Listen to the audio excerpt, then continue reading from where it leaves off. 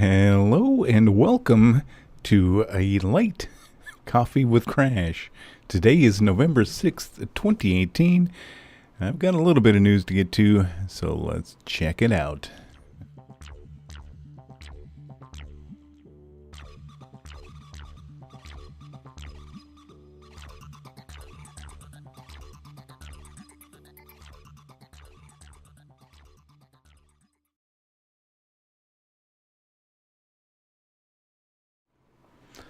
Alrighty then. Way to go, Nate Dogg. You rolled a 79. You got yourself 600 test dummy cash. Way to go. Oh, man. Well, so... that poor dad. That desk has been flipped more times than I can count. Hey there, Mighty White. How you doing this morning? Good morning, fellas. How's everybody doing? Well, I guess it's afternoon now. Yeah. Okay, well, my Stream Deck says that those shout-outs have gone out, but I suspect not. Let's try it again. Yeah, my Stream Deck isn't working. Yeah. Let's see, Stream Deck, hello. Try it again. Nope, Mighty White. Well, it worked for Mighty White. Brace yourselves, spam incoming. There was a delay yesterday. Yeah, a little bit. Okay, so my Stream Deck has awakened. Good. How you guys doing today? No, actually, it's evening for me. Yeah. Oh, you know what? I finally got the save you sent me there, Mighty White, downloaded. For some reason, it didn't want to download out of my email. It just went right to my drive, and then I had to go to my drive and download it from there. So I finally got it. I haven't installed it yet and checked it out. So, yeah. Sorry for the late start today. We had a storm blow through here last night, and apparently it took out the internet, well, this morning, because I was already up and going this morning, and the internet was just fine. And when I sat down to get things going, I had no internet, so I had to wait. And, I'm happy that it's up and running now, because they said that it was going to be fixed by 7:45 tonight. So, okay, well, I'll accept the small things, I guess. I thought you may have been out voting. Yes, I went and did that this morning. I am not registered here in Tennessee, so I had to go and get a provisional ballot and cast my votes accordingly. And yeah, it's election day. It's midterm elections, and of course we are, electing our representatives in the House and the Senate as well. And yeah, so yeah, I got a lot done this morning. I get to vote when I get out of work. Nice. Don't worry, Crash. I voted for you. Excellent. Yeah, what was I about to say? Shit, that brain cell died before I was able to express it. Yeah, so, right. Write in a qualified candidate. Crash McCreeley. I've thought about going into politics and decided against it. But what an easy way to make money, huh? You stand around bullshitting with people all day. I used to work as a bicycle messenger, and one of my jobs was to pass out bills at the state capitol. I lived in downtown Sacramento, and I would hand out all the bills that were being proposed to all of these Senate and the House in Sacramento. And so I was, rubbing elbows with all of those guys. Oh, wait. Here we go, guys. Hey, I saw the pictures on Discord there, Nate Dogg. How do you like those stickers, huh? Back in my day, those damn young nipper snappers. Way back when, it was just after the invention of the wheel, I got myself a bicycle. I had to carry the voting booth with me uphill both ways with snow up to my ankles and newspaper wrapped around my feet just to stay warm.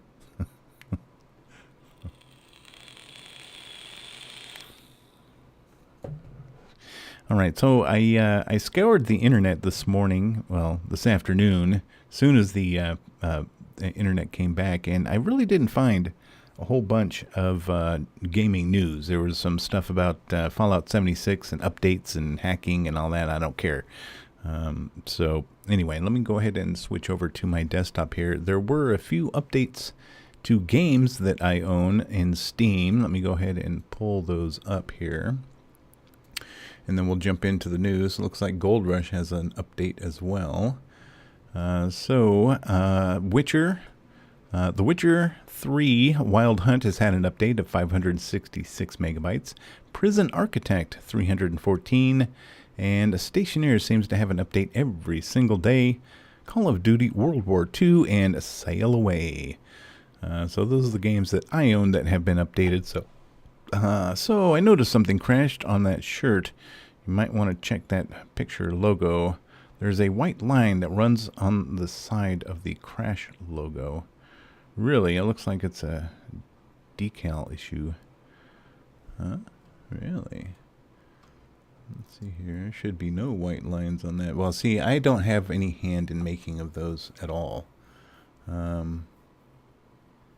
Yeah, I see that. That's an error on their part. I would contact them and ask them for another one because there should be no white line over there. My logo, has no background, so there's no background, and they screwed up that shirt. Like I said, I wish I could just give you your money back on that, Nate Dogg, because those are meh. I ain't shipping it back. It's mine. Hey there, Satanic Potatoes. Good morning to you, sir. How you doing this morning? Good to see you. Welcome. I played some FO4 the other day. I did my drop all the explosives and set them off gag. Broke my save. Yeah, I do see that. I do see that there. I'm sorry, Nate Dogg. Like I say, I don't have any hand in the manufacturing of those, and my logo is not. That store is going to be coming down anyway. So you were the only one that purchased a shirt from that store. So yeah, all the more excuse to just make your own crash and get more money. Yeah, worth more with a defect. Yeah, that adds character. Yeah, I'm sorry. Yeah, but I have nothing. All I did was give them the images. They make the shirts. I don't get to have any say about that at all. So, I apologize, sir. It's really a drag. Okay, close. All right, let's get back into it. All right. So, didn't know if that was yours or not. Whatever, no worries, yeah. Sitting here eating a 9x13 pan of Rice Krispies. Satanic potatoes. Wow, these guys messed up bad, yeah. I did the same thing with brownies last week, Satanic potatoes. So anyway, this is Coffee with Crash, but it's too late for coffee, so I'm having a glass of water. All right. First up, today, Harvard scientists, a strange asteroid could be an alien probe. They go on to wonder whether Oumuamua...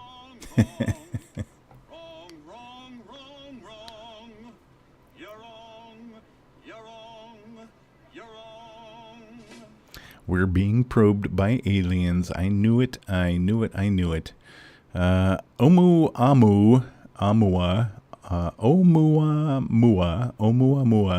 has been confusing scientists ever since astronomers first sighted it back in 2017. It's most likely a skyscraper-sized asteroid from another part of the galaxy, but What if it's actually a fully operational probe sent intentionally to Earth's vicinity by an alien civilization? That's the most exotic explanation provided in a paper set to be published November 12th in the Astrophysical Journal Letters, written by researchers from the Harvard-Smithsonian Center of Astrophysics. Oumuamua is interesting for a number of reasons. First and foremost, it's the first interstellar asteroid of its kind ever seen by humans. Secondly, it's an odd shape, being flat and elongated. Thirdly, and perhaps most importantly, it moves strangely. As per the paper, it shows deviations from a Keplerian orbit at a high statistical significance. In short, it doesn't move like a regular comet or asteroid. The paper attempts to explain that strange movement and comes up with a number of possible scenarios. The first, solar radiation pressure. But here's where it gets weird. If radiation pressure is the accelerating force, states the paper, then Oumuamua. I don't know how to pronounce that. Jeez. Too late for coffee, but early for a beer. Nate Dogg, how many points do I owe you? Yeah, Black Coffee gave 75,000 points to Nate Dogg. Why would you give Nate Dogg points? He loses them on his own. What if it's an alien prison colony? Yeah, poor them having to deal with us. Even worse, since it's all the baddies. Oh, jeez. Never too late for coffee. Never too early for a beer. That's for sure. Let's see. Then Oumuamua represents a new class of thin interstellar material, either produced naturally, through a yet unknown process in the ISM or in a photoplanetary disk, or of an artificial origin. Artificial origin, you say? Sadamo de Beers, yo, how you doing this morning, sir? Good to see ya.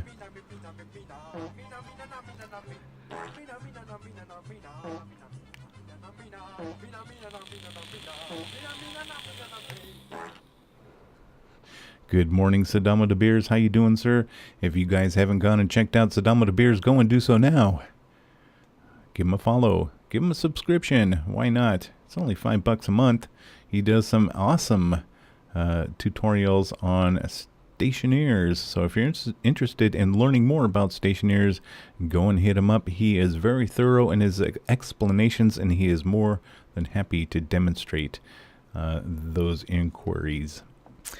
The paper goes on to explore the idea that, man, how many times are they going to use this name? Oumuamua could possibly be a broken off part of an alien probe, that it could be a light sail floating in interstellar space, not unlike the type being built on Earth as part of the Starshot initiative. But here's the best part. Alternatively, a more exotic scenario is that Oumuamua may be a fully operational probe sent intentionally to Earth vicinity by an alien civilization. It's too late to confirm this theory with chemical rockets or using telescopes, concludes the paper.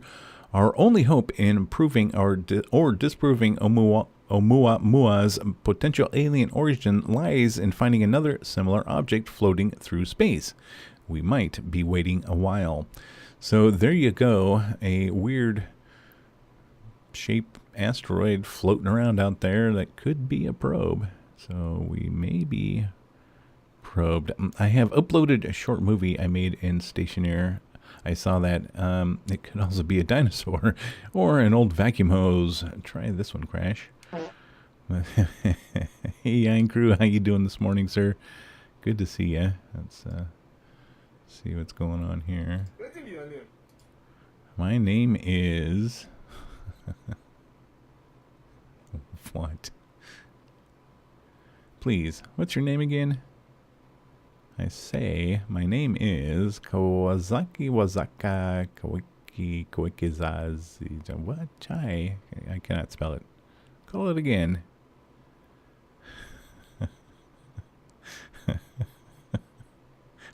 What? How do you know? In school, I don't write names on my books. In my tests, I don't write name exams too. I cannot write my name. I cannot write your name either. It's a space dick. Maybe it's just a flying rock. Well, you know, who knows what it is. I mean, if there are advanced civilizations out there, then they got as much, if not more, space junk flying off from their planets as we do. I mean, we just sent 2 satellites off into the Netherlands because they ran out of fuel, so it's the sound he makes in it. I can't play the sounds, so very funny. Yeah, I can't play the sounds. I don't want to get content strike. All right, next up, are you setting your smart lock up for intrusion? Over automating your smart lock might be convenient, but it opens your home up literally to one pretty simple hack. I don't have one of these smart locks myself, so I don't know anything about this. So the aim of smart home products and home automation is to make your life simpler. With connected products in your home, you don't need to worry about mundane tasks like turning off all the lights before bed or venturing outside to be sure you remember to close the garage door. Commanding all your smart home's nifty automations with your voice in particular is quick, hands-free, and it still feels futuristic. There's risk in that, though, particularly when it comes to smart locks. A security researcher, read hacker, named Brad Renderman Haynes contacted CNET with a simple flaw regarding smart locks and voice unlocking. With an audio transducer and an IFTTT recipe designed to work with Z-Wave smart locks, an intruder could unlock your door from the outside using a voice command. This trick works only if you've done a poor job of configuring your smart lock in the first place.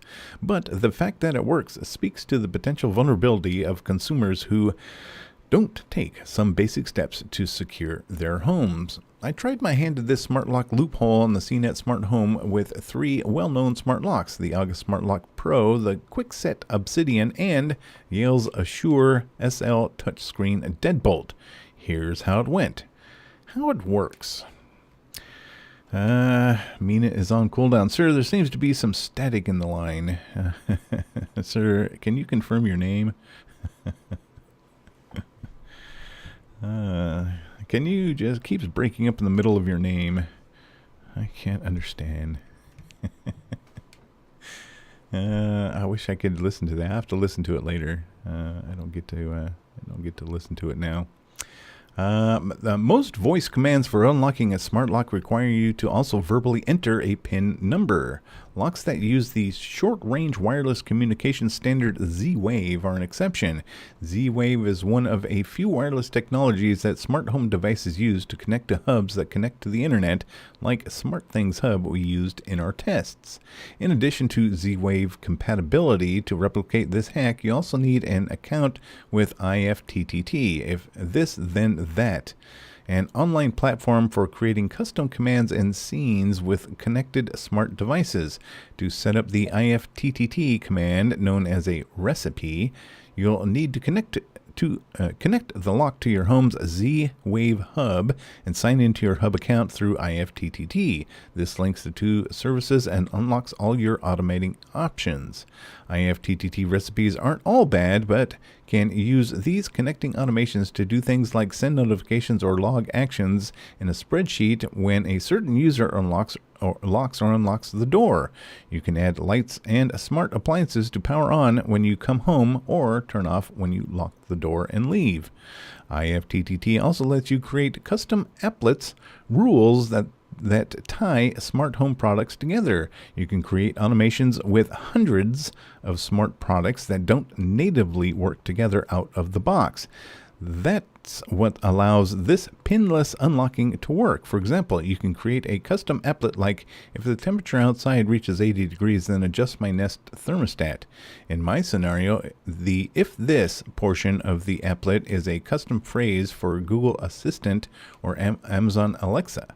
Unlocking a smart lock isn't possible with a HomePod for now. With Google Assistant, I created the custom command unlock the front door and the then that portion of the action. In this case, the action is unlocking. To set the action, I selected SmartThings, then the unlock command, then chose the appropriate smart lock from a drop-down menu of options. Hit save and you're all set. It's not all green lights and go-aheads, though. There were a few checkboxes I had to toggle, and I understand pop-ups to accept before SmartThings could control unlocking the lock. Once I allowed control, everything worked like a charm. Again, this is all stuff you might do to connect the lock to an IFTTT command. Saying, "Okay, Google, unlock the front door," promptly unlocked each of the 3 locks I tested. I should point out that it's not quite as intuitive with Amazon Alexa when it comes to custom voice commands. You'll need to include the word trigger.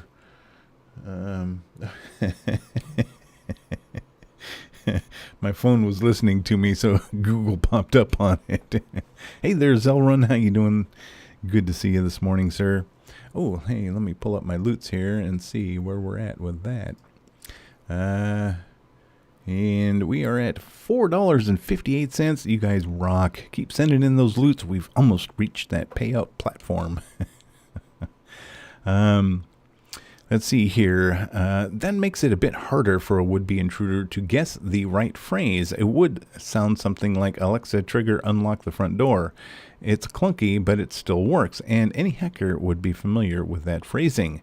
What's the big deal? Sure, not having to answer your smart speaker's follow-up question with a pin every time you want to unlock the door is convenient, but it isn't safe. It opens your home up to anyone able to transmit a loud and clear command to catch the ear of your smart speaker. That can be done with an audio transducer from outside your home. To put it simply, audio transducers take sound and transfer it into electrical or acoustic energy. The transducer uses its vibrations to turn a resonant surface like a home's wood door or glass window into a speaker, projecting the sound inside the home. Hold the transducer flush against a window, play a voice recording that says that unlock front door phrase, and walk right in. Yes, it would take an observant intruder to make this work. It requires activating the particular voice assistant you use in your home. But is that so hard to guess? Many of us proudly display our shiny new smart speakers on our kitchen countertops or living room shelves. That makes it easy to deduce which voice assistant is controlling your home. It also wouldn't be that time consuming to simply try each one. Well, and so there you go. Whoo! You can buy a beer. Nice. 25. Black Coffee is just throwing around everywhere, isn't he? That's what happens when he wins the jackpot. He just gives everybody money.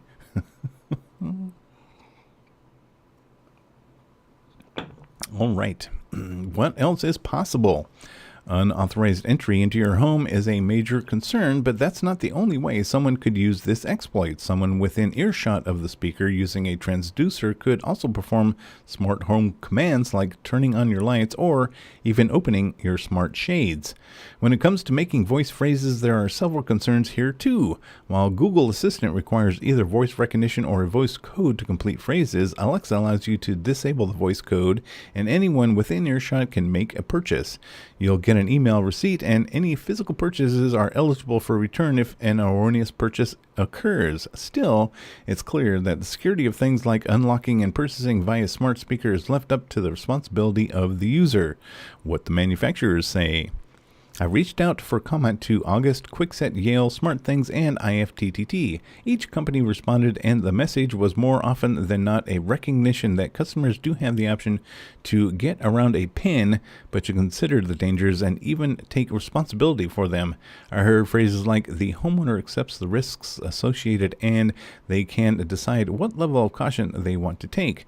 The team at IFTTT suggested customers make their custom command something very specific like, okay, unlock my door, code 6A9G.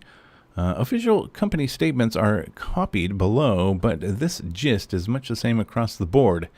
Do this at your own risk. Yeah, so there you go. If you guys want some more information on your smart locks, there you go. I don't have one. I don't use it, but maybe someday in the future it's something that I will have. So, so many stories about automation on Coffee with Crash.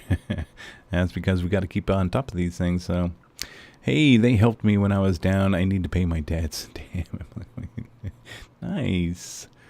Top 10. Who is in the top 10? No, number 2, Black Coffee. RW is the man at number 3.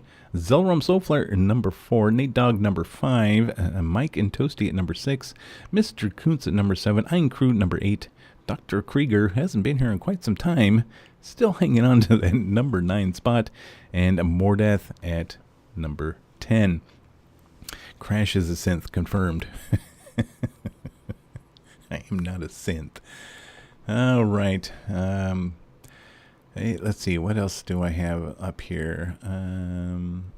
This one here. Let me move this one up. Supreme Court declines to hear appeal of Obama-era net neutrality rules.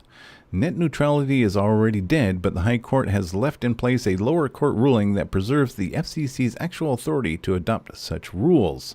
The U.S. Supreme Court has declined to hear an appeal related to Obama-era net neutrality regulations and could have gutted the authority of the Federal Communications Commission. On Monday, the High Court rejected an appeal that challenged a 2016 decision by the D.C. Circuit Court of Appeals, which upheld the rules to protect an open internet and validate the FCC's authority to pass such rules. The 2015 rules were rolled back by the Republican-led FCC late last year, and they were officially taken off the books in June. However, the appeal sought to wipe the D.C. Circuit's ruling from the books, so parts of its own decision that upheld the FCC's authority couldn't be used as precedent in any subsequent cases. Groups supporting net neutrality and companies like Mozilla, which backed the 2015 rules, are suing the FCC over its repeal of the rules last December. But now the battle over whether the FCC had the right to pass those rules in the first place is dead. By refusing to hear the appeal, the Supreme Court has left in place the D.C. Circuit's 2016 decision. Is this a big deal? It depends on who you ask. Given that the Republican-led FCC repealed the controversial rules last December, the point is moot. The rules no longer exist anyway. And some legal experts say that even if the Supreme Court had thrown out the lower court's 2016 decision, it would have amounted to a bit of legal house cleaning with no serious effect on future cases. However, there is an effect on future cases because it still mandates that the FCC does have the authority to impose those kinds of rules. So that is why they wanted that decision to be removed from that. Since those rules are gone, they want that ruling to be absolutely wiped from the books. That would curtail the FCC's ability to make those kinds of rules and subsequently take them down. So, big deal here. And it's very unfortunate that the Supreme Court has declined to hear the appeal. So there you go. Our freedom's getting less and less every day. So there you go. Let's go ahead and close that down. Moving on to a NASA flying saucer crash photo has a real history behind it. Did a flying saucer really crash land in the Utah desert? Sort of. As far as headlines go, it's a doozy. NASA shared an image on Sunday as part of its Astronomy Picture of the Day series and titled it with the whimsical phrase, "Flying saucer crash lands in Utah desert." If that's as far as you read, then you might think NASA is finally fessing up about aliens visiting Earth, but that's not the case. It's just a fun reference to what the 2004 image actually shows, the remains of the space agency's Genesis mission. Genesis launched in 2001 to study the sun. The spacecraft included a sample return capsule that was shaped a bit like a flying saucer. The capsule crash landed back on Earth in 2004 when its parachutes failed to open. That sucks. That means all that samples that we collected are gone. Voting on corporate interests, so surprising. And net neutrality gives you the freedom to pay for Netflix's bandwidth, even if you don't use their service. Well, see, that's just it. You don't get slowed down because you are Netflix, right? That's what net neutrality has was protecting, is that corporations like Netflix or companies like Netflix who use a serious amount of bandwidth aren't going to be sidelined and put into slow mode, or now they can be charged whatever the internet service provider deems fit for the amount of bandwidth that they use. So Right.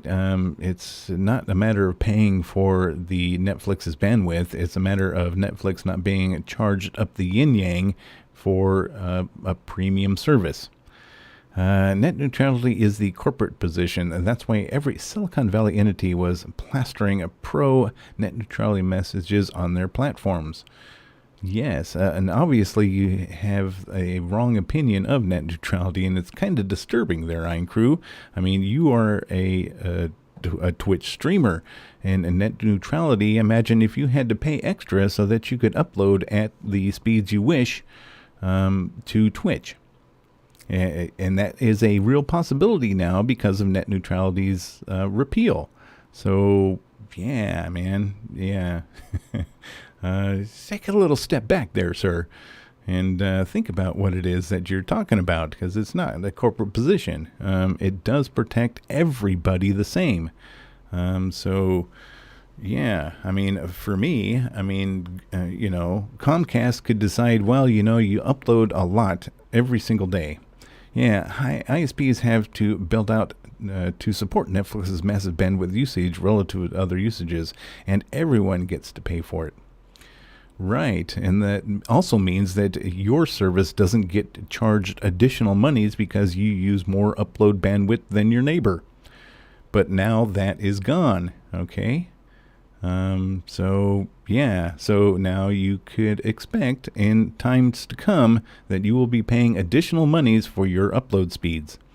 So, yeah. Net neutrality, the Genesis mission. Let's see. Where to go? Oh, the Genesis mission had been orbiting the sun, collecting solar wind particles that are usually deflected away by Earth's magnetic field, says NASA, noting that some of the samples were still in good condition despite the hard landing. NASA tracked the re-entry by radar and sent chase helicopters after it. The U.S. Air Force 388th Range Squadron snapped the photo of the capsule partially buried in the Utah desert. The Jeff Vader. Hey, what's going on, the Jeff Vader? Good to see you, man.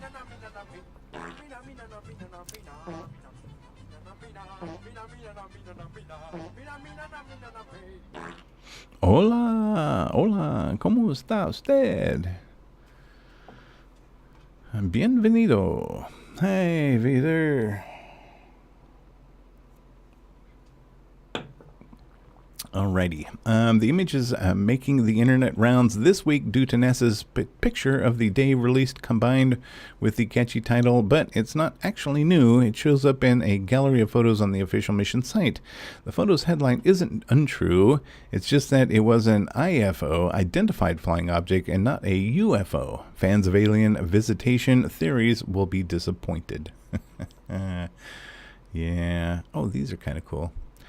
These are kind of cool. Forever Spin. Those things are dynamite. So, está bien, gracias. Qué bueno.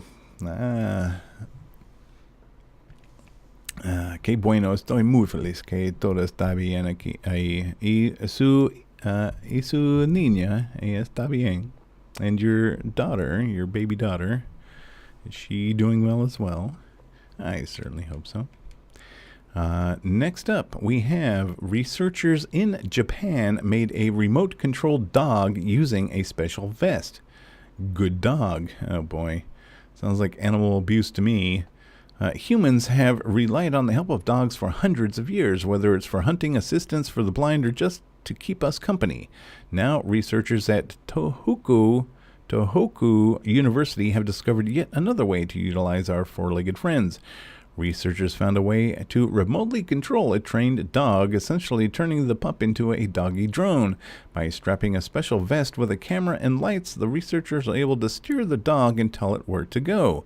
The tech is surprisingly straightforward. The vest will shine a light on the ground in front of the dog, and the dog will walk to the left, right, or forward depending on where the light points, similar to how your pet will chase a laser pointer around for endless hours of fun. The camera on the vest shows what is directly in front of the dog.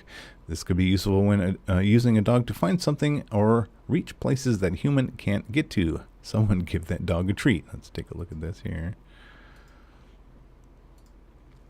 Yeah, let's watch our Japanese researchers control this dog. Maybe not. Okay, well, it's not loading in, so...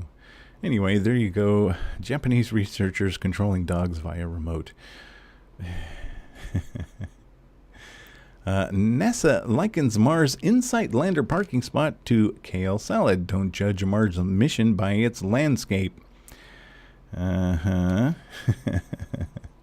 NASA's Mars rovers have sent back haunting images of rugged hills and ridges and rock-strewn fields. The space agency's next Mars visitor will have a lot less to look at. The InSight mission is scheduled to touch down on the red planet November 26th. That's in 20 days, for those of you who are keeping track and playing along at home. And NASA is aiming for an intentionally dull-looking landing spot. Elysium Planitia is a lava plain located near the equator. It's relatively smooth and free of rocks that could upset the three-legged lander. If Elysium Planitia were a salad, it would consist of romaine lettuce and kale, no dressing, said the principal investigator Bruce Bernert. God, names. If it were an ice cream, it would be vanilla. While NASA equates the landing spot to a stadium parking lot, the humdrum landscape is really the perfect place for InSight. Unlike NASA's famous Opportunity and Curiosity missions, InSight isn't a rover capable of rolling around. It'll stay in one spot to investigate the interior of Mars, take its temperature, and study potential Mars quakes. Elysium Planitia will provide plenty of sun for the lander's solar probes. It's also expected to be a good place for InSight's burrowing probe, which will need to dig down to 16 feet, 5 meters, below the surface to measure the heat coming from Mars's interior.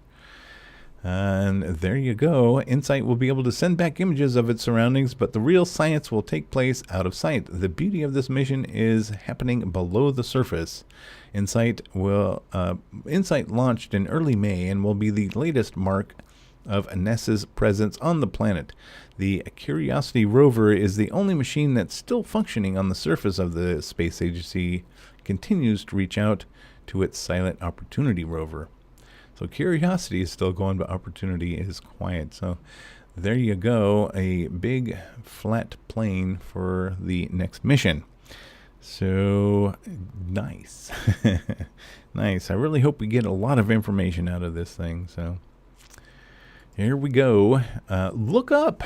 Taurid meteor shower could light up your night.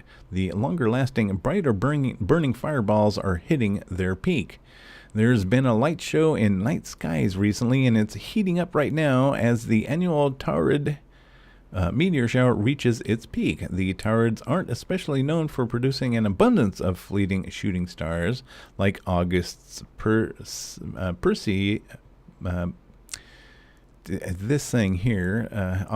Perseids, but they do have a reputation for generating a few especially bright, long-lasting, and spectacular fireballs like this one seen over Arkansas on November 2nd. Let's take a look.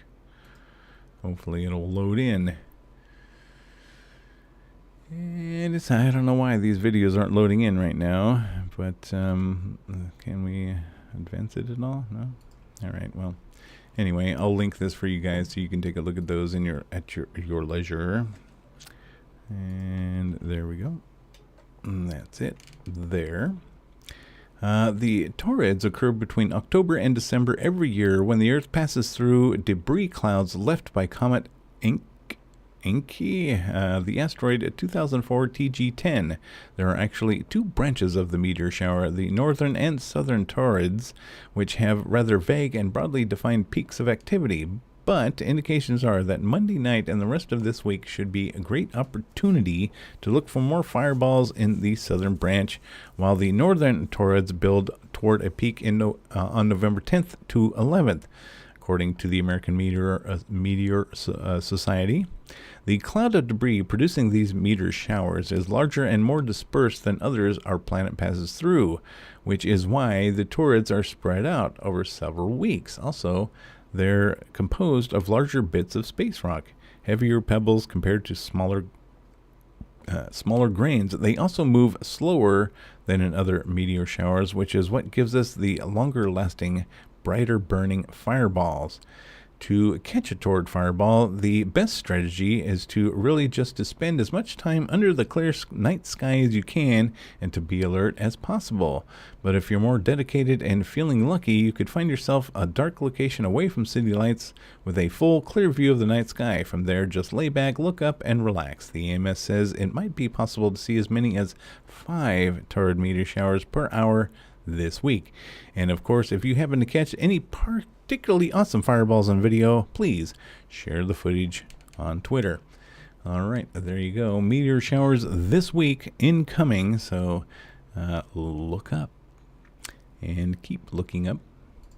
All right, on to robots, because what story wouldn't be complete without robots? Star Wars costume turns real two-legged robot into ST. Even robots can enjoy Star Wars cosplay. Oregon State University's Casey robot is a bipedal dynamo that can balance itself and go for walks. Casey already bears a passing resemblance to the two-legged ST all-terrain scout transport killing machines from Star Wars. So Casey's humans decided to dress up the bot as one with a custom costume. The university's dynamic robotics lab created the corrugated costume for Halloween, but went the extra parsec and made a short video showing Casey blasting off lasers and stomping through forests. Oh, come on, this one's got to load in. Let me try reloading the page and see if that works, and we'll get that video. I got to see this. Automation story number 43. This isn't automation. This is robots. This would be robot story number 60. Okay, let's see. Can we watch this now? Come on. There we go. All right, let's take a look. A bipedal robot, huh? Oh, there. They even have the stormtroopers in there. That's funny. That is funny. Oh, man. Really?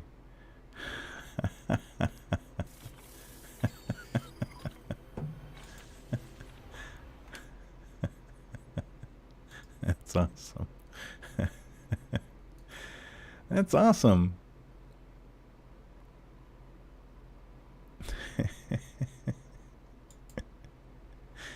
Oh, man. That's funny.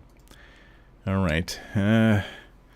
Elon Musk's Tesla just floated past Mars. SpaceX founder's Roadster is on an epic journey through space. Up in the vastness of space, a cherry red Tesla has just floated past the red planet. That's where SpaceX CEO Elon Musk's Roadster is at the moment, 8 months after its launch on the Falcon Heavy rocket in February.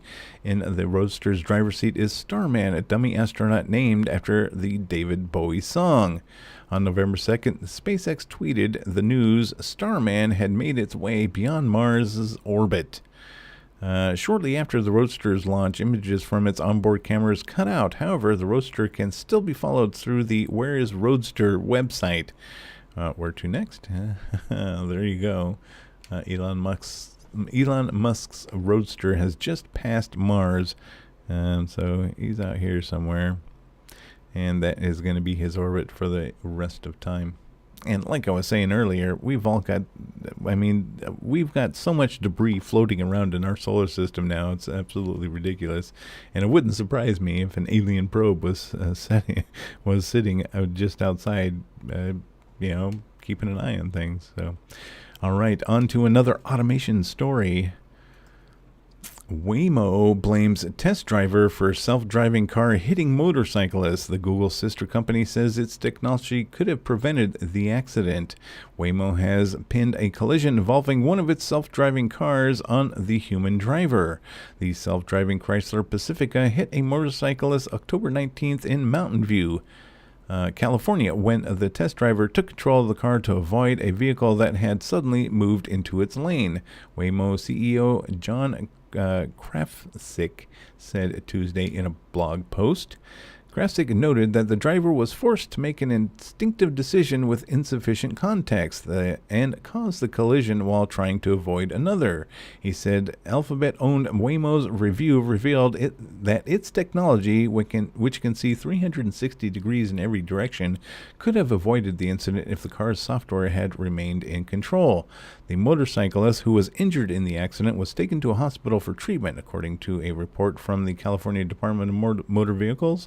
The safety of self-driving cars remains in question. In March, an Uber self-driving car in Arizona hit and killed a pedestrian while in autonomous mode. In August, the information reported that Waymo's self-driving cars were causing problems around Phoenix because they struggled to handle some driving tasks and caused traffic slowdowns. Well, there you go.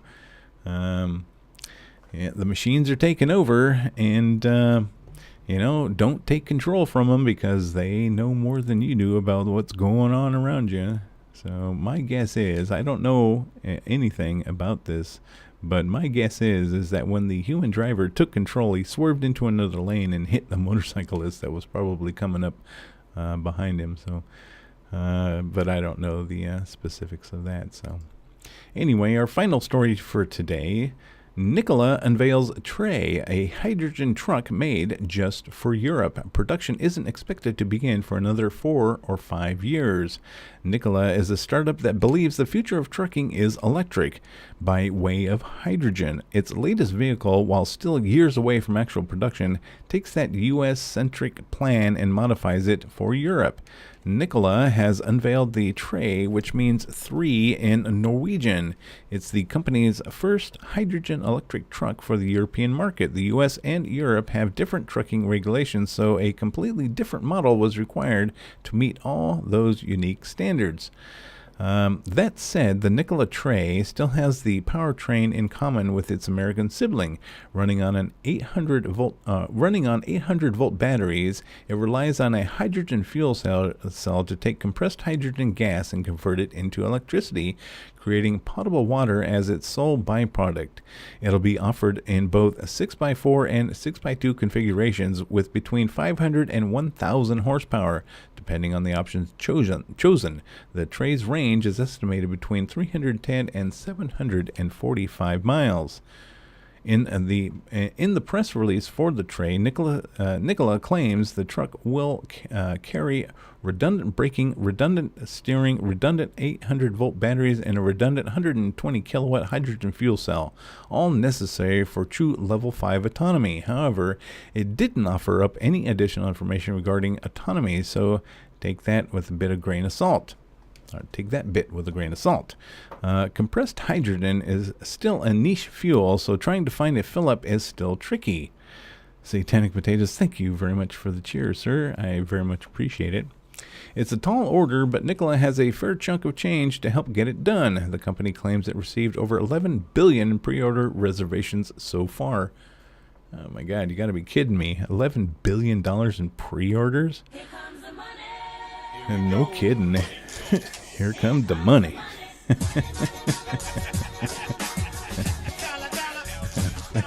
Thank you so much, Satanic Potatoes. I appreciate it.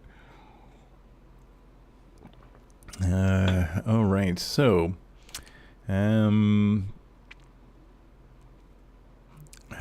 yeah, well, there you go. I mean, it's a good-looking truck. I mean, geez Louise, it really is a good-looking truck. But man, 11 billion. That just blows my mind. Alrighty, well, that's it for the news. Sorry. Hit the wrong button. I think I'm going to just move right into the Adobe Illustrator stuff right now because well, you know, it is still fresh in my mind somewhat. And I want to try to pass that information on to you guys. So let me fire up Adobe Illustrator here, and we'll get it going. Tesla's truck looks better in my opinion. I haven't seen Tesla's truck, so I don't know. I saw that article there about Tesla's truck, but I didn't pull it up. So yeah. Alrighty then. And good morning to you, Tony. How you doing this morning? Now then, Adobe Illustrator. Let me get switched over here so we can see what's going on here. I went through and reviewed the videos that I had watched the other days. And again, this morning, I went over them, and I was able to get some results, actually, which I'm hoping I can remember and pass along to you guys. So we're just going to go ahead and fire up the playing with text file here. And as you can see, I have actually made some text with shapes to it. What do you know? I also managed to figure out how to do knockout text in a shape, do some vertical writing, vertical path writing, and knocking out that text. A whole bunch of stuff. All right, that's it for that. Let's get on to some gameplay. Oh, I'm just kidding. I'll try to demonstrate what it is that I have done here. So, the Driver Mag News confirms semi-truck unveiling this September. Let's take a look here. What we got here? Oh yeah, I have seen that truck actually. Yeah, nice. It is good looking. It definitely is. There's no doubt about that. Okay. Anyway, now then, let's see if I can take these one by one and show you what I did to get these results. Well, at least I hope I can. All right, so let's start with this shape up here. And it's relatively easy to get this done, actually. Let me go ahead and move this off to the side. And all I did to get that shape there is I just kind of plopped down an ellipse here. And then I just plopped down some text, which is, you know, ellipse shape. And let me change that text to something that I actually know works when it comes to doing this, and it is the ASAP and the bold ASAP. So there we go. And let's see, let's make that just a touch bigger.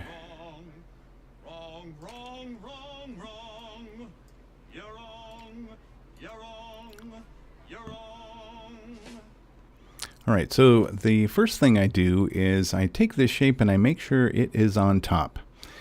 And, well, if the Jeff Ader is here, I'm sure he can help with any questions. I certainly hope so. I've been struggling with this for quite some time, so I think all I have to do is select both of these here. We'll go to Object and Envelope Distort, Make with Top Object. And there you go. I think I had both of those selected there, so let me undo that. Yeah, see, I got bow tie selected there. Let me get this out of the way. I really should start just a new thing, so I'm not grabbing other things. So let's try that again. Object and make with top. So there you go. It's that easy, and not only that, the text is still editable. I can still adjust it. I can still change it. Everything. So if I hit Control A and what? Let's see. Let's try undo. Select. Okay, there we go. Now I'm into the edit mode and change text. There we go, and it still keeps that kind of a round shape. Now, if you are interested in getting that to fill in that shape a little bit more, or you just kind of want to tweak it around to fit whatever the design is that you're doing, oops, change that back. There we go. Okay, all you have to do is just click on it and go to Object and Expand. We'll expand that object, and then we will ungroup it. And now we can click on each individual letter. Did it ungroup? Ungroup. And there we go. And we can just pull that letter down, and it'll maintain that curvature there. So that is really neat, and that's going to come in handy. I definitely need to be very proficient at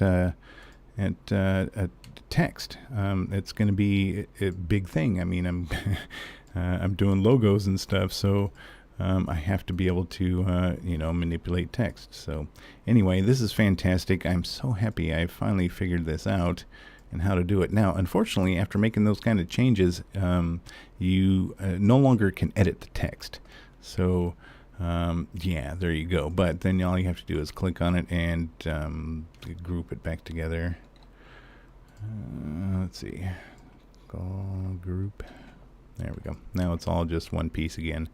And there you go. And it's the same for these other shapes that I did, the bow tie shape and the fish fry.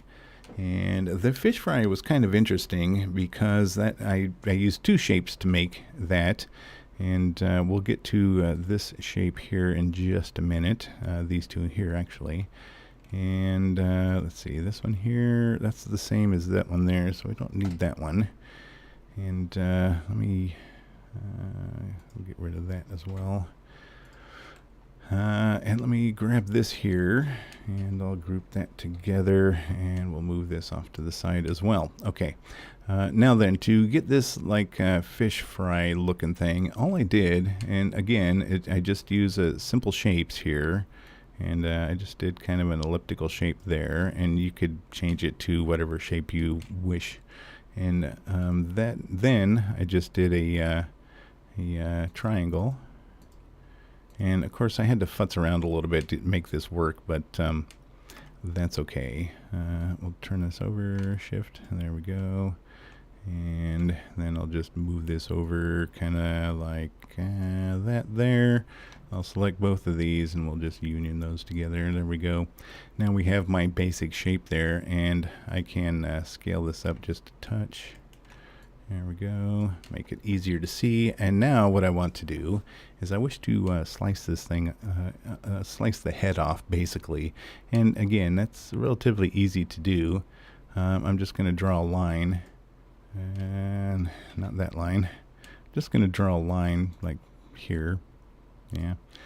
And then I'm just going to click on both of these, so they're both highlighted there, and I'm just going to click on the divide button, and that gives me two shapes there. So now I just ungroup those, and I can move this thing out, and there you go. There is the head right there. So there you go. There's the simple shape. Now then, I'll slap down some text, and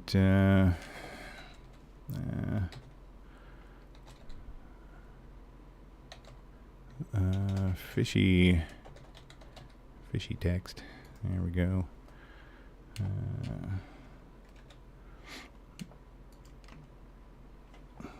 Backspace.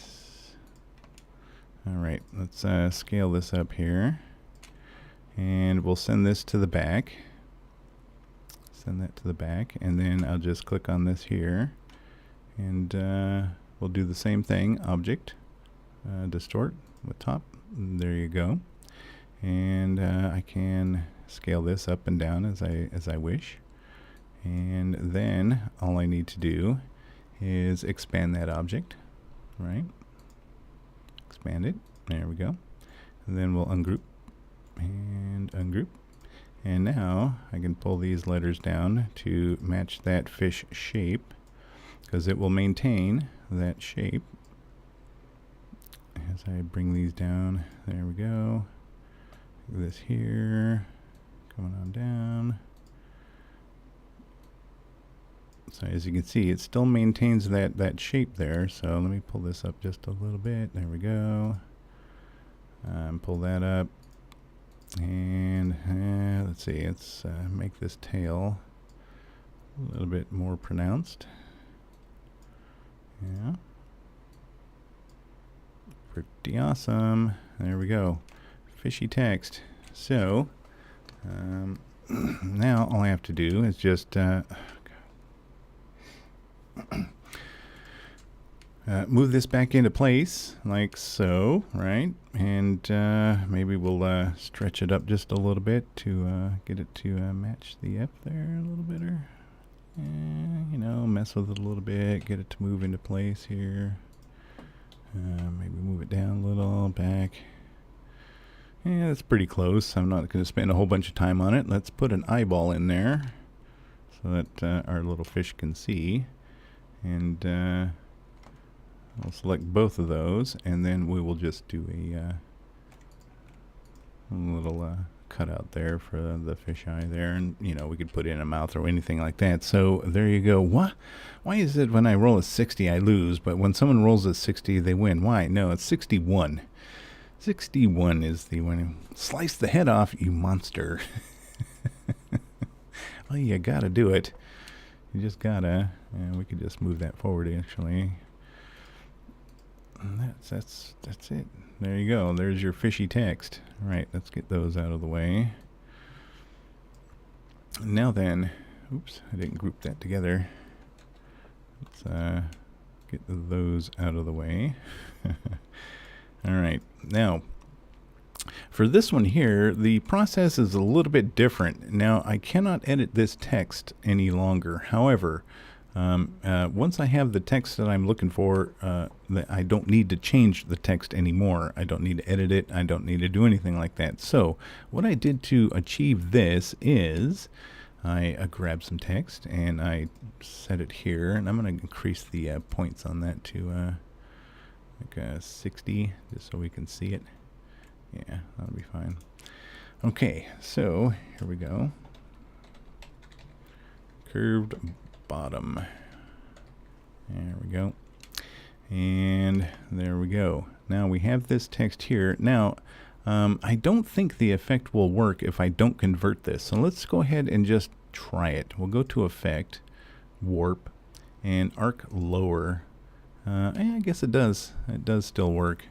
All I have to do is adjust this like this here. And there you go. You get the curved bottom on it. However, though the text is still editable, I cannot I can't manipulate the text. I mean, I can grab it and I can you know, pull it out and make it larger, pull it down even, make it even larger.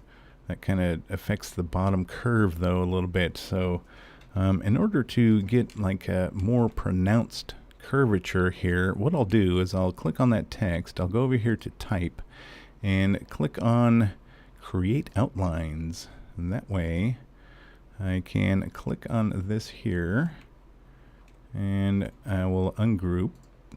Yeah, and then is that gonna stay? I don't think it's gonna stay. Okay, let's try undo all of that. All right, and what I'll do is I'll change this first into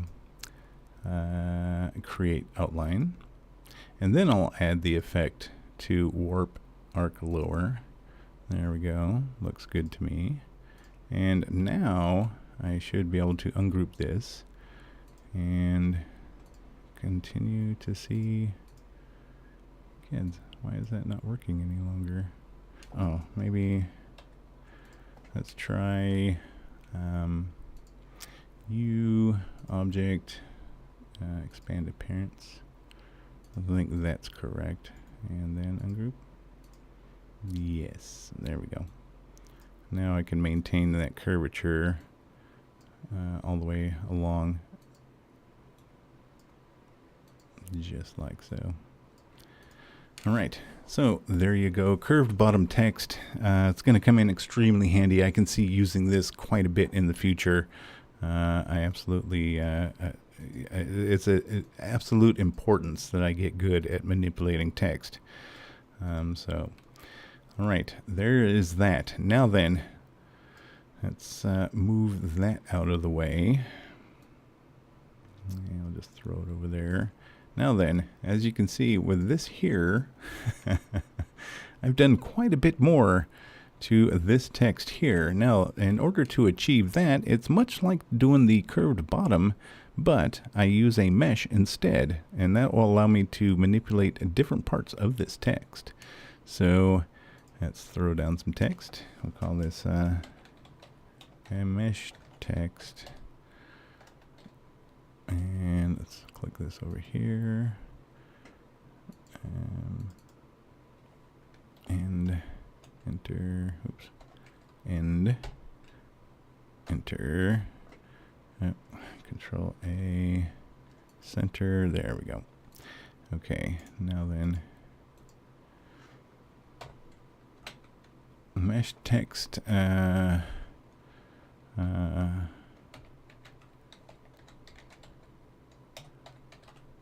mesh text manipulation. There we go. That looks good.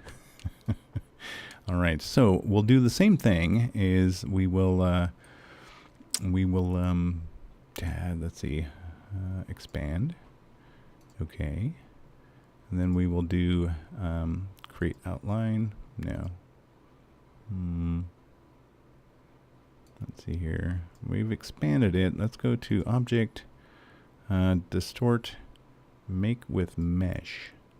And I'll just drop this down to 3. This is your rows and columns. Let's take a look at the preview. As you can see, that puts a mesh over the top right here.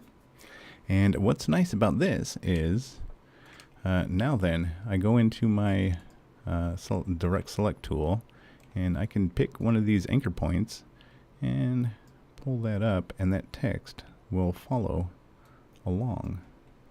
Yeah. Fantastic. I think it's just absolutely dynamite. Yeah, so there you go. Manipulating text. And yeah, there you go. There is manipulating text with a mesh. I was struggling so much with this the other day. What if I edit this node here? Can I edit that node? It won't let me edit the node, but that's all right. If I grab this handle here, I can just bring that up. And let's say there's some meshes in the center. And we can bring that down. Bring this one up. There we go. Looks good to me. I'll bring this down like that. All right, there we go. Mesh text manipulation. There we go. Stoner text. I know. Where is Mike and Toasty when you need them, right? But yeah, this is going to come in really handy. I tell you what, it is going to come in really handy. Yeah, I can do anything with this text now, which I couldn't do before. I just didn't know how.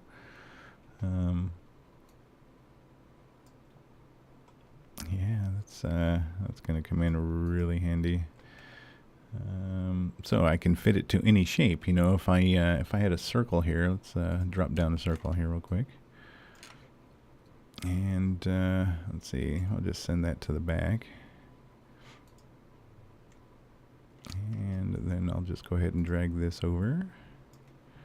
And let me get this out of the way. And throw that over here.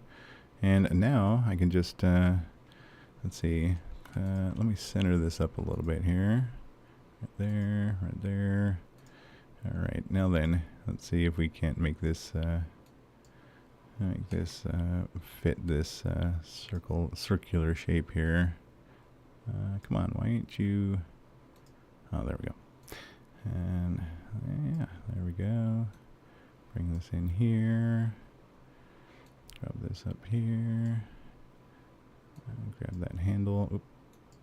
Let's grab this handle here. Come on, give me the handles. There we go. And just make that match. Same over here. Yeah, just pull this up here. And handle here. There we go. And bring this one over here. Round that out a little bit. Bring this on out. And, you know, play with it until we can get that text to conform to this circular shape.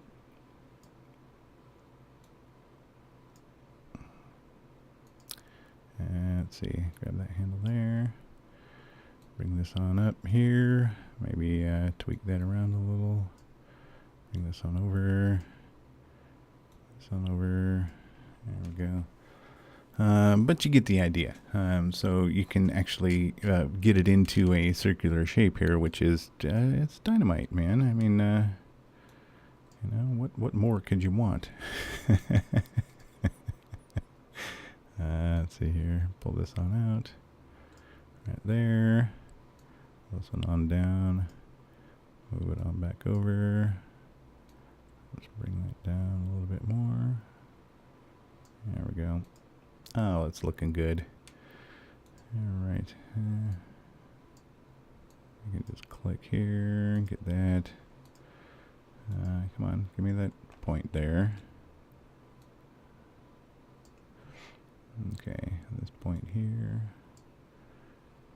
And, grab that handle, bring this on over.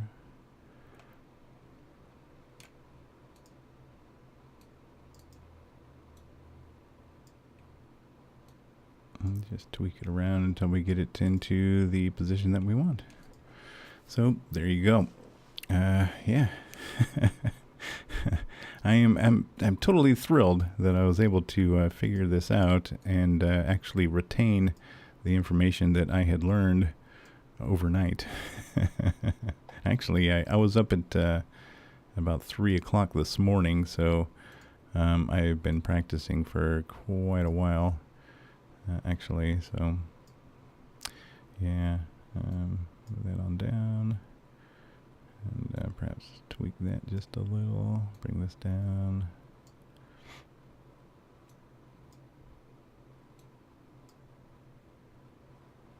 In fact, we could just bring those together. Yeah, so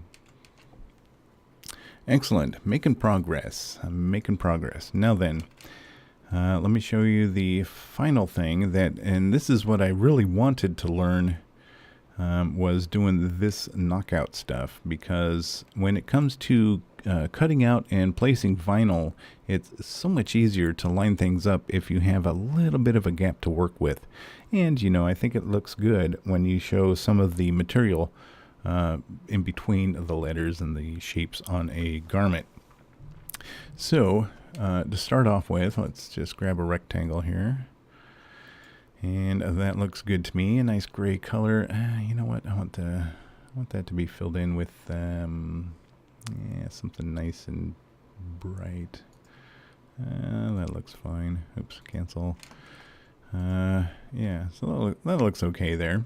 Let's grab some text. In fact, let's just grab. Yeah, let's see if we can do it with this here. I'm not sure if this is going to work. Let's send this to the back here. Arrange, send it back. Okay, now then, this here, let's see if this is going to work. Expand. Let's see, is it on? Let me ungroup. And you, ungroup. And you, ungroup. And let's see, can we one by one? Yeah, okay. Let's go ahead and select these here. And you, there we go. And what I want to do is I want to add a stroke to this here. I think I can, I'm not sure. Yeah, so we'll add a stroke. And what I want to do, I want to copy that actually. We'll copy that, and then we will go to Object, Expand, okay, and then we will go ahead and unionize all that stuff together, and then we will click on the square behind and cut that out, and then Edit, Paste in Place, and we'll reduce the we'll reduce the stroke around that, and there you go. That right there is everything. It's everything that I wanted to accomplish when it comes to manipulating text in this program. And man, tell you what, it was a hard road to get to this point. Now, another thing that I discovered along this journey is I can also, let's go ahead and grab another piece or another thingy here. Let's fill it in with red again.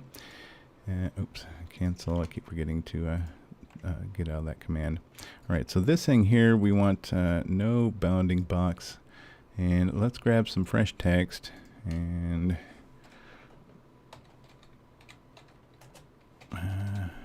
yeah, fresh text. Okay, let's move this over here. Now I can select this box behind and I can do a cutout. Yeah. And what's good about that is because this is now editable text, and if I do another rectangle behind, we'll send this to the back, and we'll give it a different color. Let's see, light blue, and send it to the back. You can see we have cut through that first object. Now what's really neat about that is we can still edit this text. So there you go. Look at that. Edited text, and I can select that text. I can add a stroke to it and increase that stroke so I can kind of get a little bit of a highlight around it. Yeah. So there you go. And wherever I move that outer box, does that stay? It stays in place because they're not grouped together, right? So if I click on that text and that box and this box here, well, nah, we don't want that box. Anyway, I can group those together. Come on, give me that, give me that. Control G. Now I can move this around, and whatever is behind this text here will show through. So just fantastic. I have really taken to this text manipulation. I'll tell you that. So there you go. Just a quick and dirty way to get some colored text up there. Now I could do like this and just color this portion here. Let's grab this here, put that in there, hide that back there, and then we could drag that over. Not that one, this one. Let's see, drag this over, do another color, and let's make it yellow, and then we can move this back up and over, and, you know, adjust it as we may see fit, so that that covers both of those. But there you go, you get some colored text behind there, and just, yeah, there's a million different things you can do now, which is just absolutely dynamite. And go to the back, and let's move it up so we can't see nothing but that red outlining our other text there. So yeah, simple, easy to do. There were some steps that I was missing yesterday, and I just forgotten what, basically I just forgotten what the commands were. So yeah, grab that, move that on over, put this back up, and there we go, cover that up, boom, boom shakalaka. Yeah, editing text, yeah, a definite must. If you're going to be doing any kind of graphic design work, you're definitely going to have to know how to manipulate text and items and blocks and stuff like that. So there we go. Now, one other thing that I am working on, and I haven't done very well at it, but I do have some equipment on the way that is going to make it so much easier. Is it this one here? I think it's this one here. I have been working on outlining and cartooning myself. Now, this isn't a photo of me because I couldn't find one of me in this because you guys always see the left side of my face anyway. So I wanted to do a cartoon of the left side of my face, and so I just used my my standard Crash Creeley my Crash Creeley avatar from Eve Online, and all he did was trace it out. And I've tried my hand at doing a little bit of shading, but yeah, that's going to require some work still, in practice, you know. So yeah, there definitely needs to be some shading in here and around here, maybe around the nose and underneath, and down in here and this ear, and you know, I mean, but it's my first attempt, and in order to really do something like this, you need a tablet with a pen, and I found one on Amazon. I ordered it, and it should be here within the next few days. I don't know if it's Amazon Prime or not, but so I like the lipstick. Well, you know, there has been occasion where I have worn lipstick.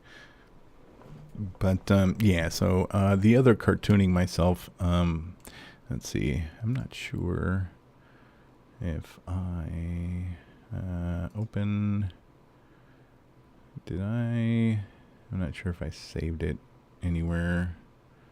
Color testing, no. I did another one, which was actually off of a photo of me, and I don't remember which one it was. Let me shut down the program, and I'll start it back up, and I'll be able to select it from there, because I can't remember what the name of the file is that I have it in. But I actually took the photo that I have on my computer as my login screen, and I traced myself out around that. And let's see, where did here it is here.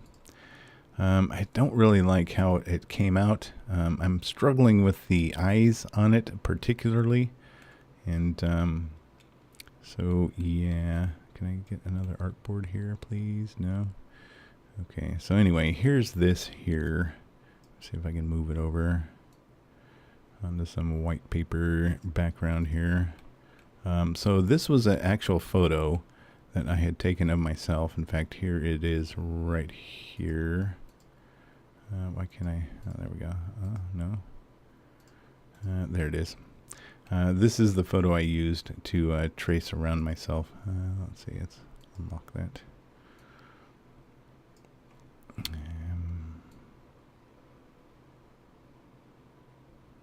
So anyway, you kind of get the idea. You know, if we take a look there, it lines up pretty close. Not exact, but it's pretty close. So if I turn that off, you can see. So, Yul Brynner. Westworld. You know, I have that movie. So I've been kind of dinking around with this to try to make it work. Yeah, it's not a very good photo, so it's really hard to outline it. So, but you know, you kind of get the idea. You just take a photo, you outline it, and then you color it in. So, yeah, that's just something I've been playing with. I'll get more into that when I receive my tablet and my pen.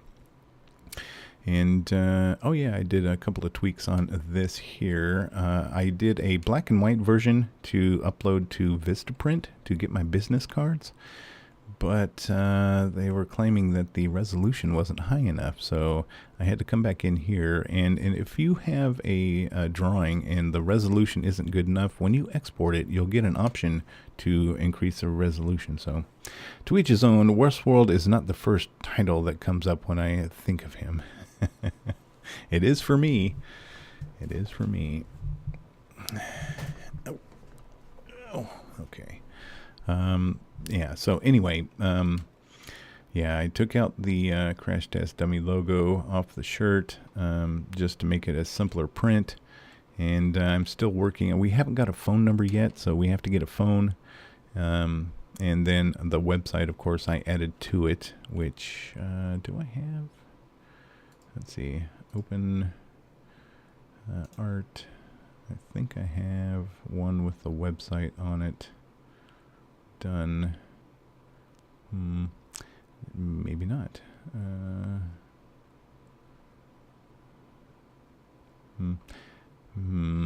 Well, well.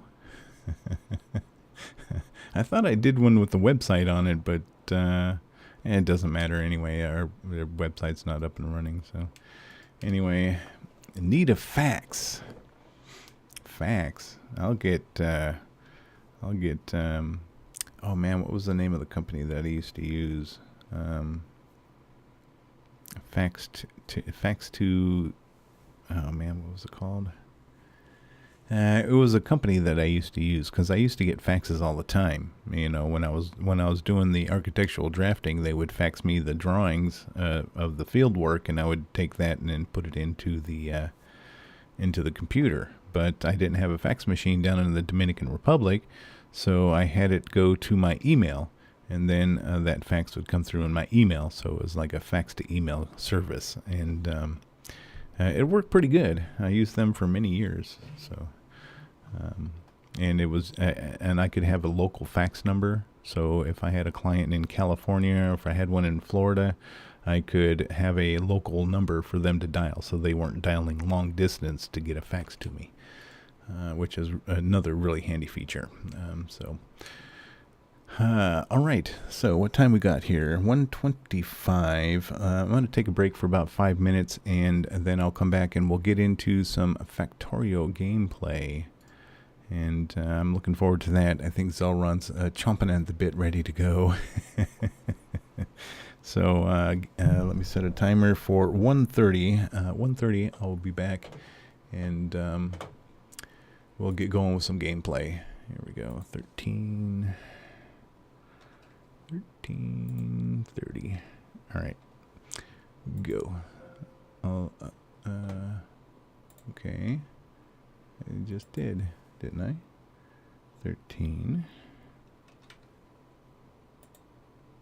Oh. Wrong keyboard. 13. 30. There we go. All right, I'll see you guys in about 3 minutes.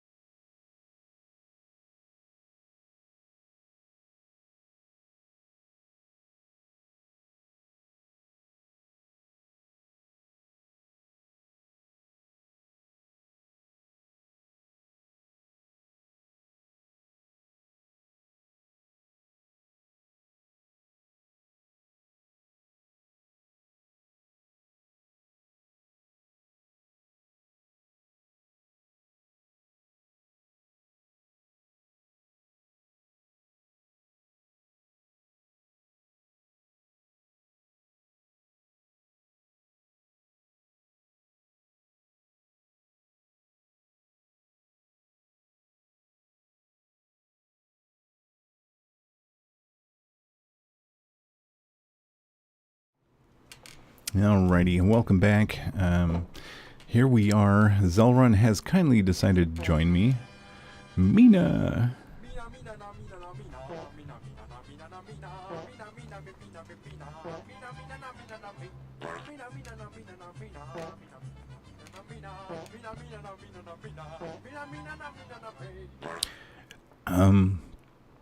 Yeah, here we are. Factorio. We're gonna get right into it.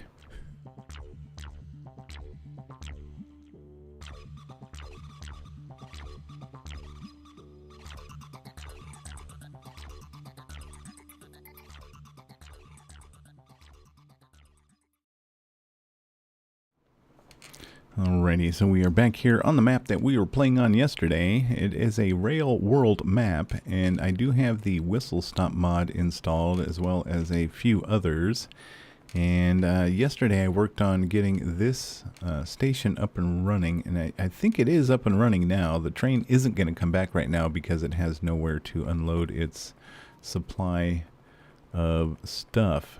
I think that we set it up to drop off here, yeah, and so this is completely jammed up with goodies right now. So our smelter is working feverishly, and then our iron plate train is bringing those iron plates up to our little parking lot here, and dropping off those iron plates here. Eventually, I am still trying to clear out my mistake here and get all the rest of this stuff offloaded here.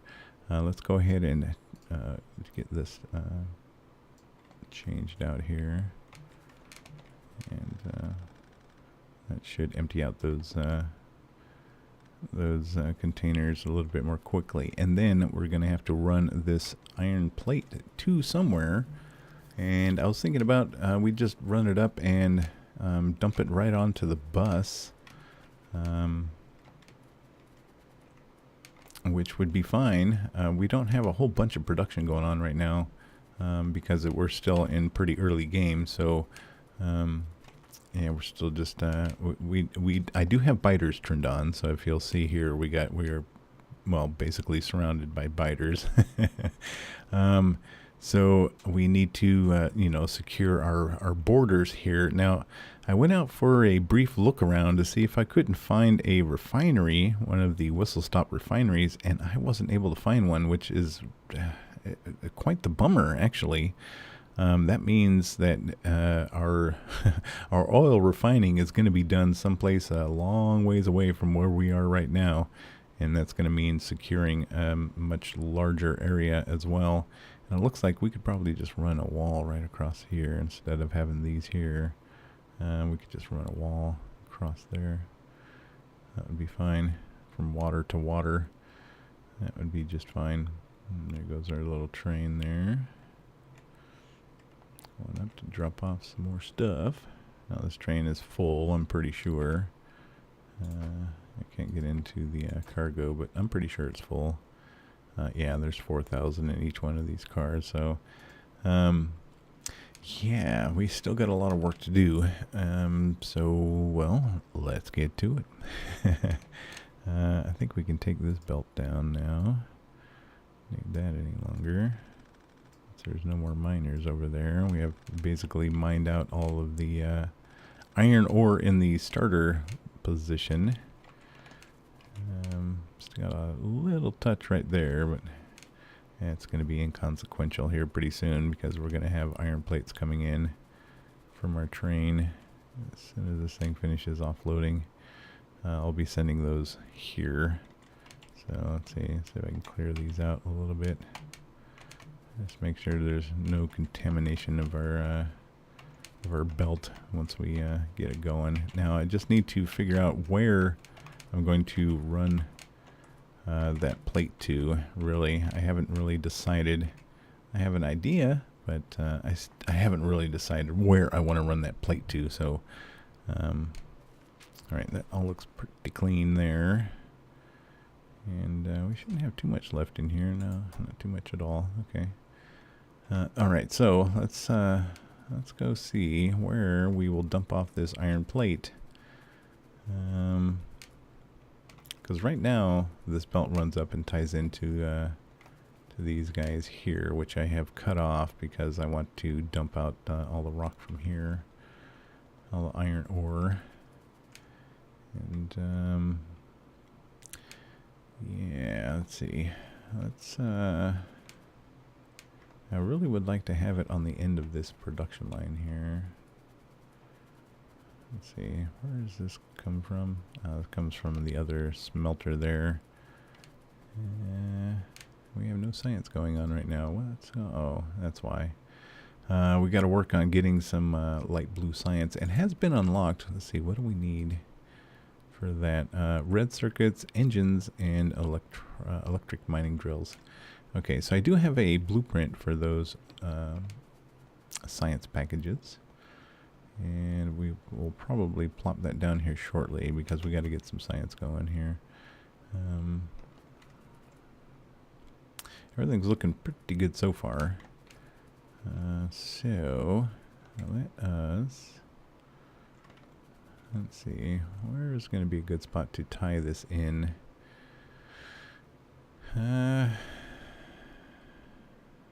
Okay, we got this one feeding down here, which splits and feeds that way.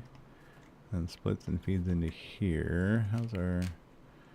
Well, I'm sure once we start once we start moving some of them red circuits around, these will start thinning out. And so let's go ahead and plop down our blueprint for the next level of science. Let's see where we can fit that sucker in here. Wouldn't mind getting it in over here somewhere. Let's take a look here. Early game. Try that again. Early game, and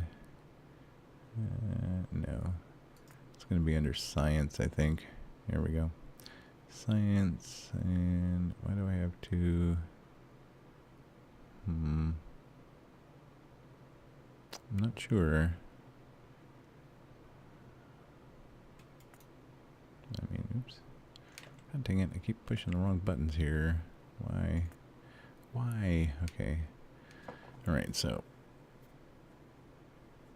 This is going to produce 2 blue and 2 military science every 2 seconds. Okay. Let's see here, where can we fit that sucker in? I think we might be able to fit it in just like right over here somewheres.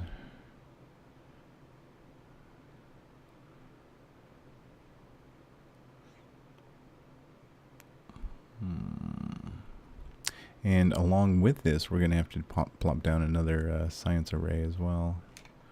Let's just plop that there for now.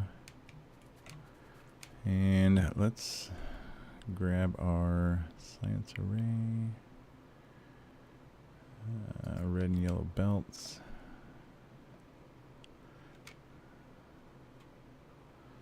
And what I like to do with this is we'll do 2 back to back here.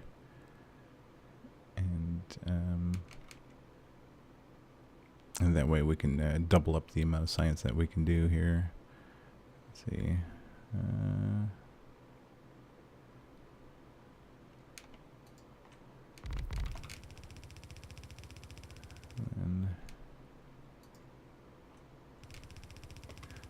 Okay, so we're just gonna have to move this telephone pole here, and yeah.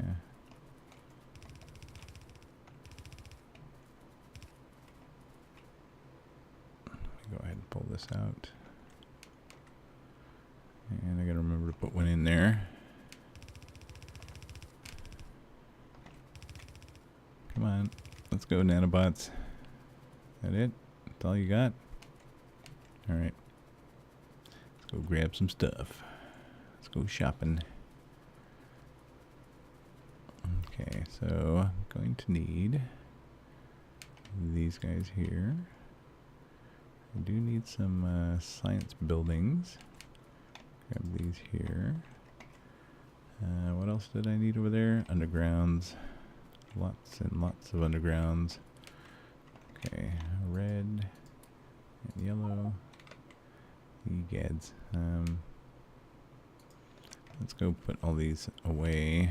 We're not going to need these right now.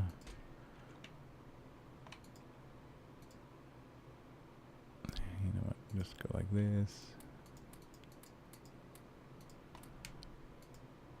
Why would we limit production on walls? We need them. There we go. I'm just gonna let that run. All right, let's grab some yellow undergrounds, and let's go back and finish our layout over here.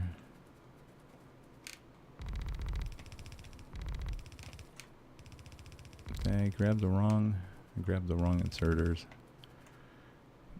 Dang it. And I didn't upgrade this blueprint to the new lights. Oh man. Oh well, that's okay. We'll plop these down in their stead.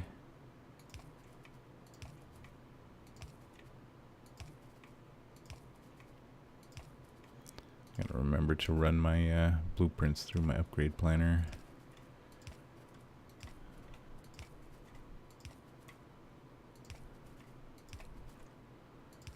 There we go.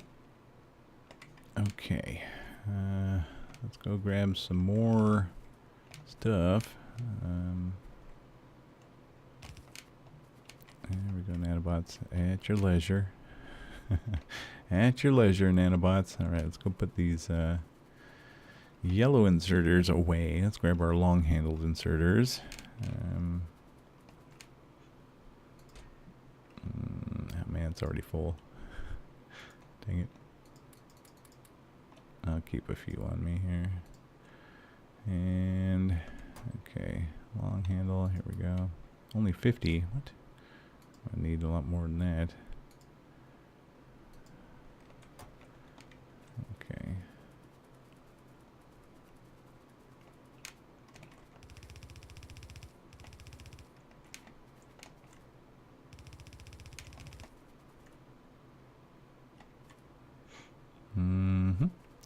Okay, well, fine, be that way.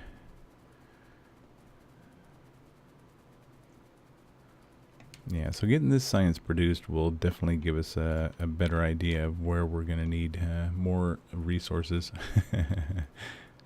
Right now everything's jammed up because we don't have anything being researched currently. Okay, plop that down. That's fine.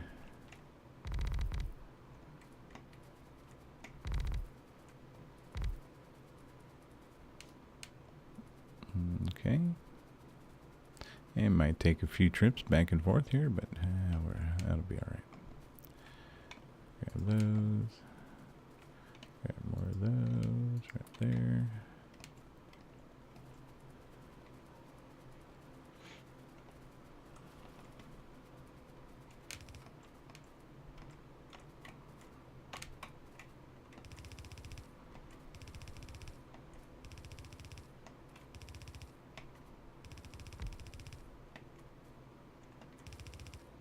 And we're getting there. Almost got them all laid out. Come on. There we go. Alright, we have all the labs down. Now we just need to get all the inserters down. And I think we're missing some telephone poles as well. Let's go grab some of those.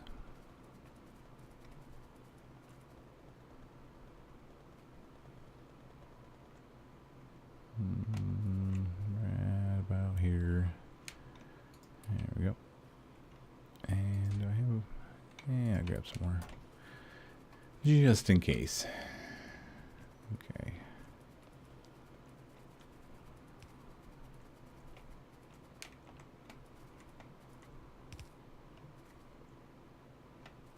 I didn't grab inserters. Why? Okay, looks like we got power to everybody now. Alright, let's go grab some more inserters.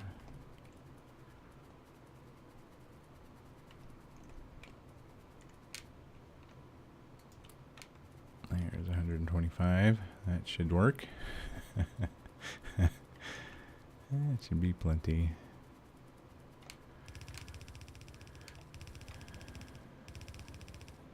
Okay, I think that's everything there. Alright, now then, in order to get these things looped around here, you got to be very careful because these belts are braided together. And are those not placed? I don't think those are placed. Let's go grab some more. So you just got to be careful with how you place your undergrounds over there.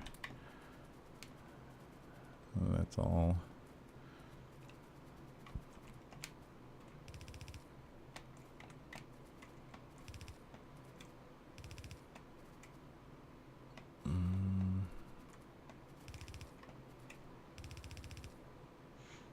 Okay, I think that's all of that. All right, now then, we will start with the yellow undergrounds here. I got 15. That should be plenty to get all this going here. And I want to leave at least one gap in there. So I'm just going to leave 2 gaps just to be sure.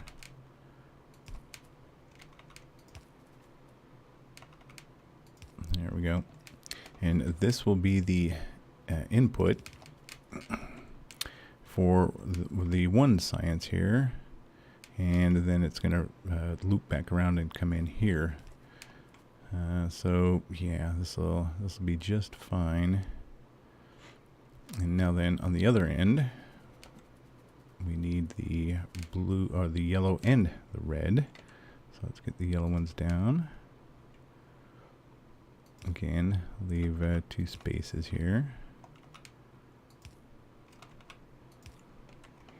Okie dokie. And then the red, we can, we don't need the red. No, we'll be fine. All right, now then, do I have yellow belts? I do.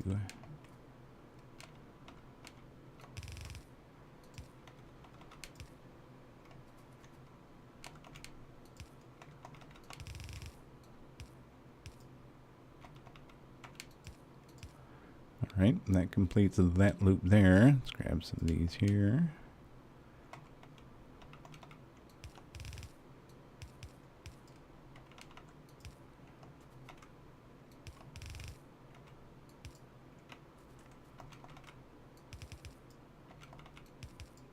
Okay, now then, that'll be just dandy, and we'll be able to get those looping back around for us there. Okay, where is our attack going on? Right over here.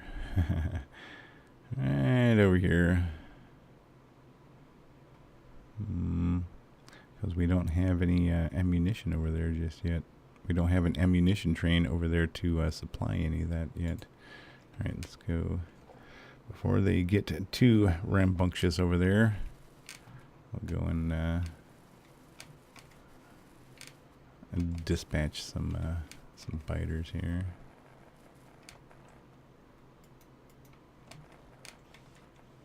Where are they at?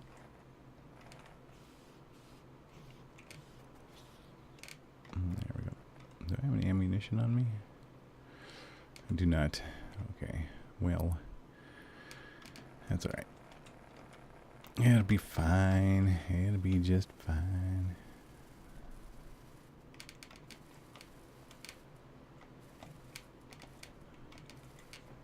Alright.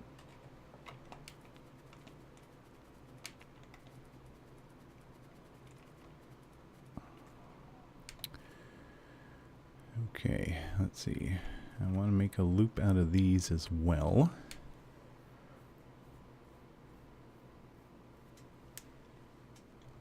And then we will tie them in with splitters. And I think that we'll have red and green coming in on one side and blue and silver coming in on another. But we shall see. And I'm going to have to reverse this, I think, here. I'm not sure. Okay, what's going on here? Why do we... Why is this waning a little bit here? It's looking kind of thin. What's going on? You got plenty of ore coming in. What's your short circuit?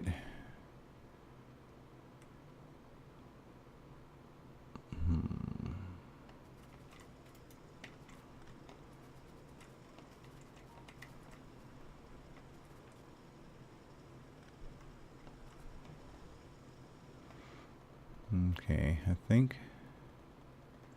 that we could probably combine these two lines right here, because this is only half a belt here.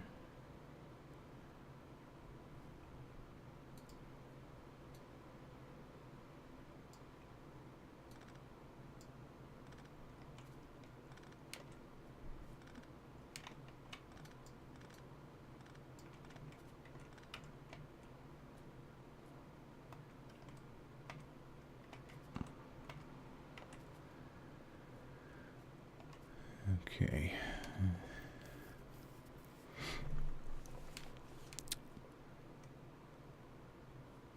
I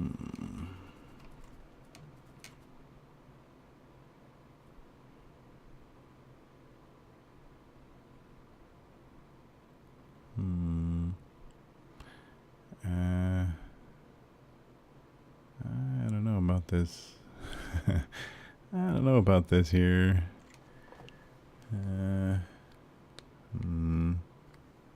It doesn't seem like it's functioning properly. I would say the aren't as effective at making plates as they are making.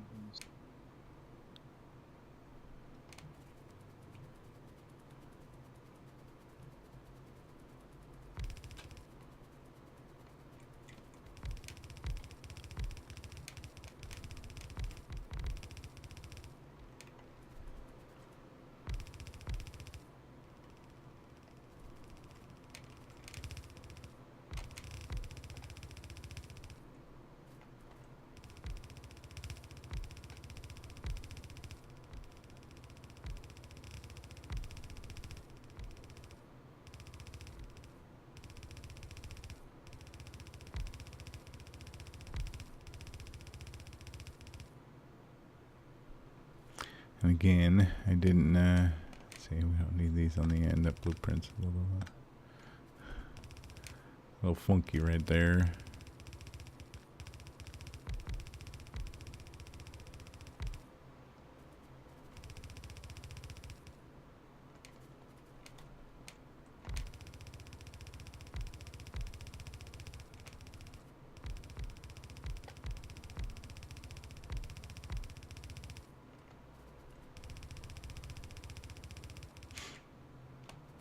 Neat dog, trying to get a heist together. Oh, I think I might have enough to actually join a heist.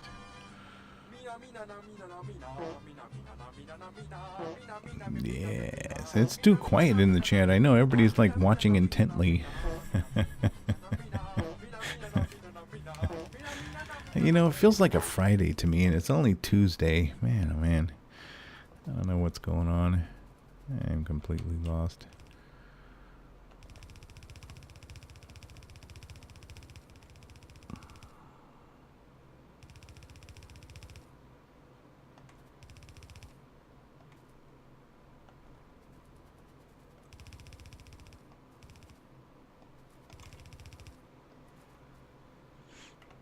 Okay, more telephone poles, more assemblies, more blue inserters, more red and yellow, I think. Any more yellow? No. I need more blue. Yeah. Okay. So more assemblies, more blue, and more belts. Yeah, see, we can already see we're going to have to pipe those steel plates into here because our production is not making it down the line here. And as we start using up more and more stuff, that's going to get worse. So let's grab some of those. I'll grab some of those.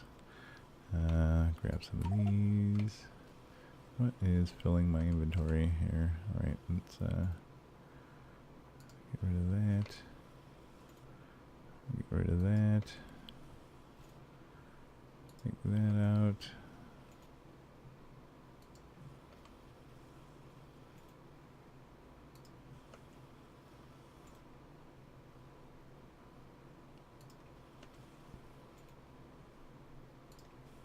Okay. Got some stone. What? Who needs stone? Somebody around here needs some stone. There we go. Okay, let's grab some more belts.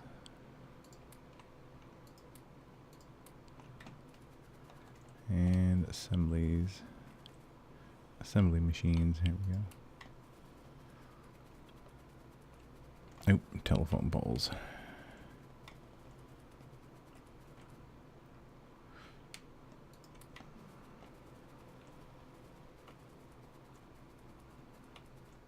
Hey there, what do you know? Went off without a hitch. There's a good team right there. Well done, fellas. Well done.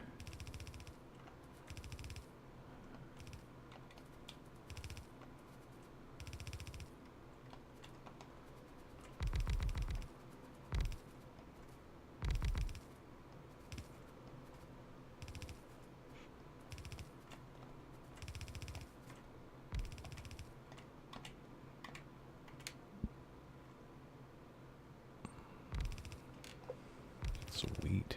Yeah, finally got more than 1,000 points.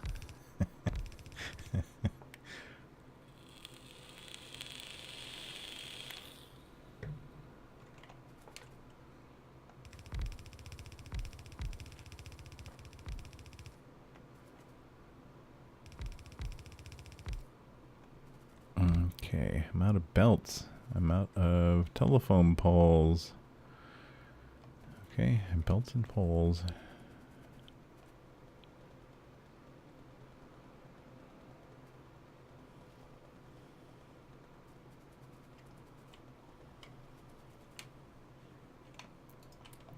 Belts and more poles.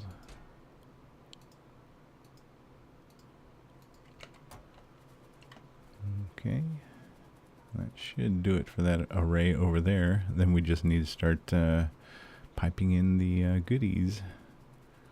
Get some science made.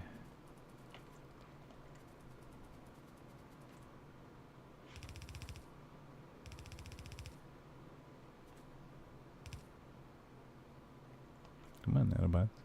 I didn't get enough belts. No.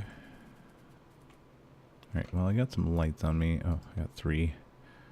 So plop one there. Plop one there. And plop one there.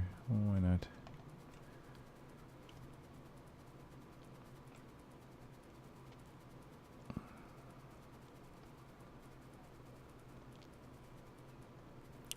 Okay.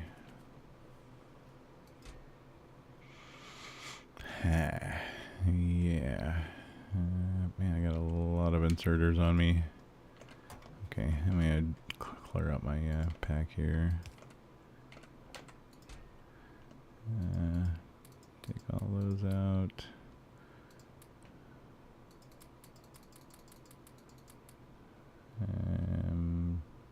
Take out the train tracks for now as well. And station markers, all that. Those can go. I'll throw that in there as well. And some fish. Where I got the fish, I don't know. I don't know where those fish come from. And I kind of want to put down another inserter here to help with the gears here.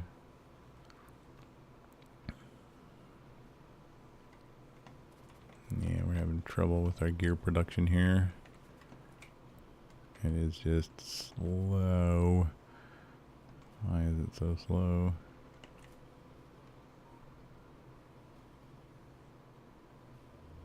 These guys are fighting over stuff here. Let's see. I'll move you over.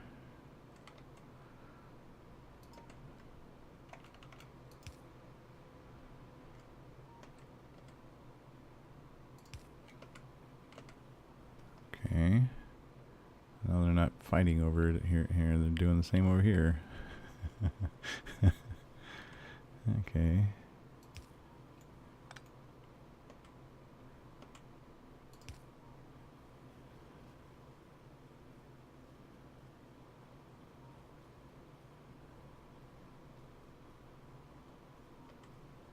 Now, why aren't you doing anything? I thought they would pick up from either side of the belt. Why is he not picking up from the near side? Is it because of the hood? Oh, there's something in there? There's some concrete in there. Aha! Ah, well, that'll definitely do it. There we go. Now they're fighting over the right items.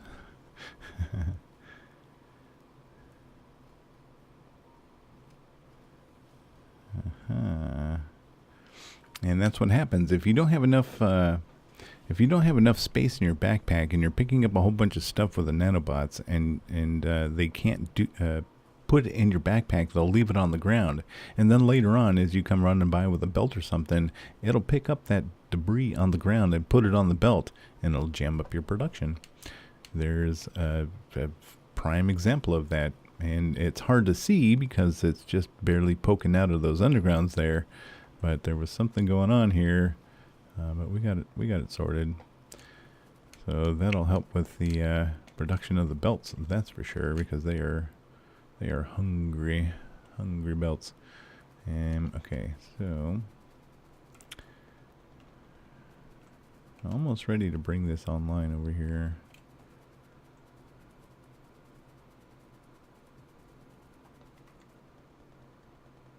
Cool. I didn't get belts. The whole way, and I didn't get belts. Alright. That's okay, I want to pick up some lights as well.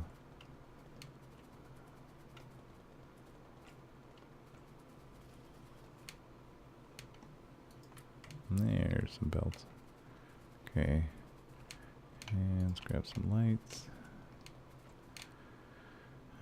What else? Let me check this mall blueprint and see if we can fill this in at all. I don't think we can still, though. Nope. Let's see. 1, 2, 3, 4, 5, 6, 7, 8, 9. 1, 2, 3, 4, 5, 6, 7, 8, 9, 10. Oh yeah, we can. Well, we can fill in a couple of them here. So let's replop this blueprint and fill in what we can. There we go. And I think it's facing the right way here. Yeah. So we'll just plop this down on top, and that will fill in this production over here a little bit. Yeah, that works. Okie dokie. And we still got this one to fill in here, and then we have a tier 3 around here somewhere, right here, that is going to produce stuff for us once we get to that level. We're not there yet, but we've almost got this completely filled in here. We still got a couple here that we can't produce, and this one here is still not producing anything either. Nor is the one above it. Okay, so that's that'll be fine. Yeah, it'll be just fine.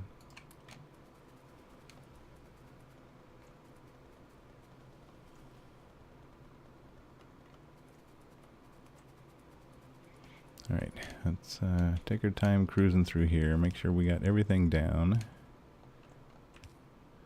Who changed the lights back? No. I don't want those lights.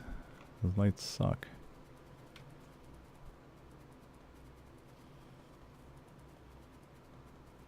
It's the same materials, but these lights here are so much better. So much better.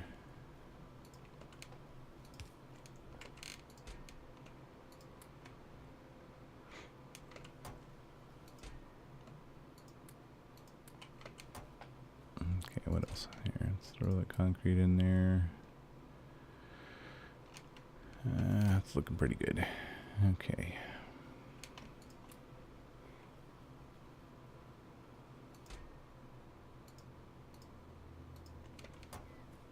Okay.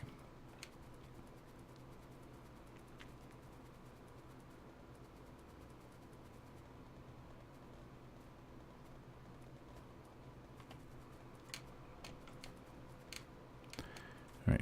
I'm gonna slowly go through here. Let me grab the lamps here. And we'll just replace these. I have these set to upgrade in my upgrade planner, but I neglected to actually run this thing through the upgrade planner, so yeah. We're stuck replacing these crappy lamps by hand. Man, this is way too many lamps, because these lamps are so much more efficient than those others there. Okay, that's all down. We got nanobots. That should be done now. Okay, so I think we just need to pipe in our raw materials and reverse this belt here.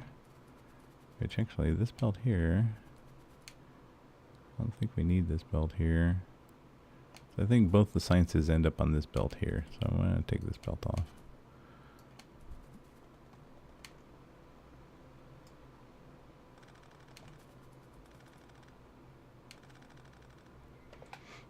And you are going to reverse. In fact, we don't need the other half, because they all come down here. There we go.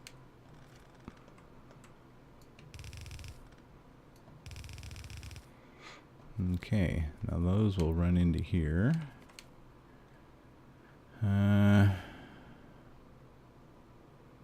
What was that?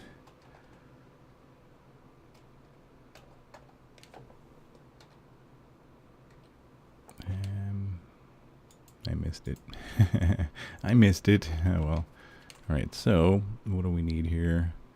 So we need copper and steel and iron plate. So we need to mix copper and steel, which we do have a mix of it around here somewhere. Here's steel. Is that being mixed anywhere here? Right here. Okay, let's see.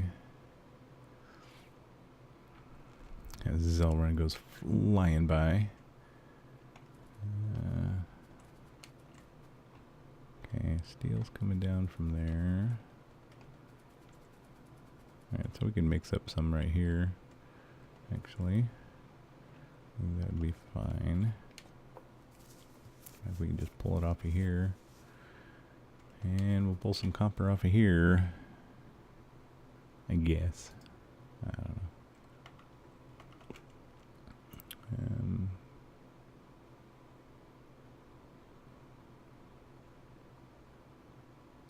Yeah, I think that'd be fine.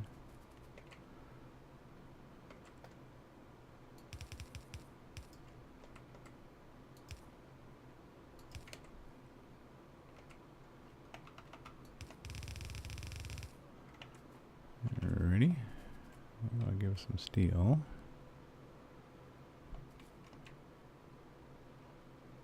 But only on the one side. What's going on here? Why is this not a balanced belt here?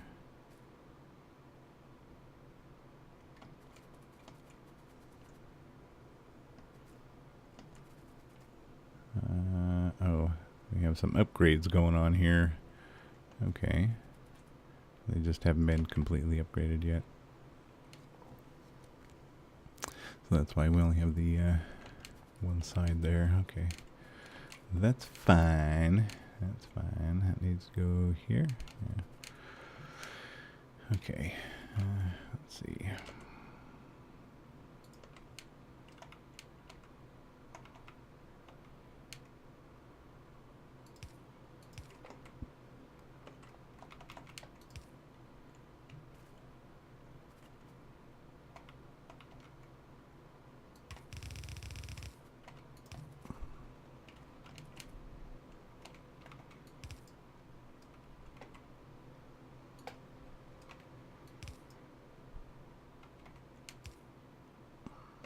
Okay. That'll be fine there. I'll get our copper to work, that's for sure. Right, I think we should probably finish the upgrades here. So these are steel furnaces. So let's go into our upgrade planner. We'll upgrade from stone to steel. Okay. And let's go grab some steel furnaces. Okay, so yes, now then, all that has been released. Okay, good. Looks like Zelrun's working on getting that iron plate to us. That's fantastic.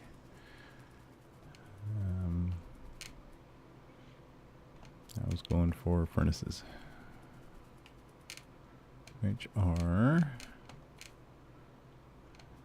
Where are they? I'm not sure.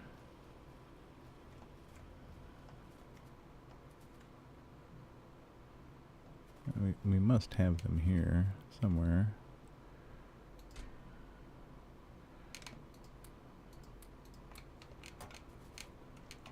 There we go.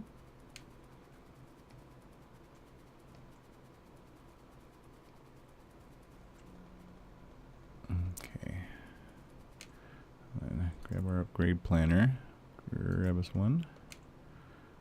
And there we go.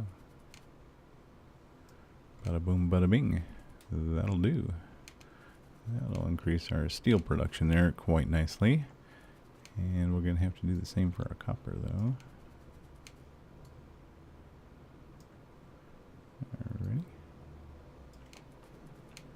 Our pressure is going to be increasing on our production over here. Next, we'll be upgrading belts.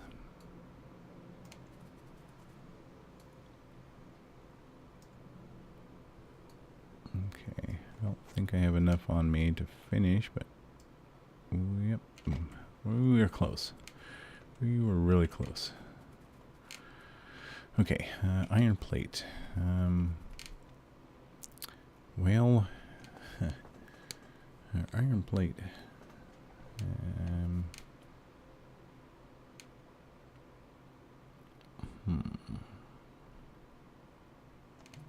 We've got like no ore making it down this way. I think we're going to end up taking this this whole array out.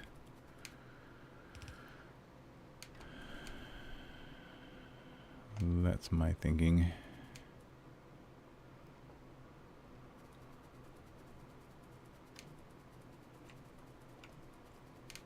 He's going to run all that plate into the steel. That's not good.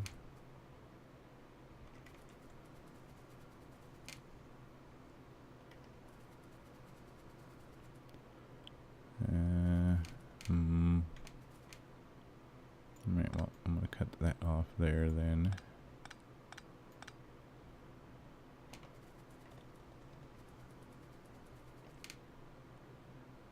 And cut that off there. We'll go ahead and let that empty out, actually.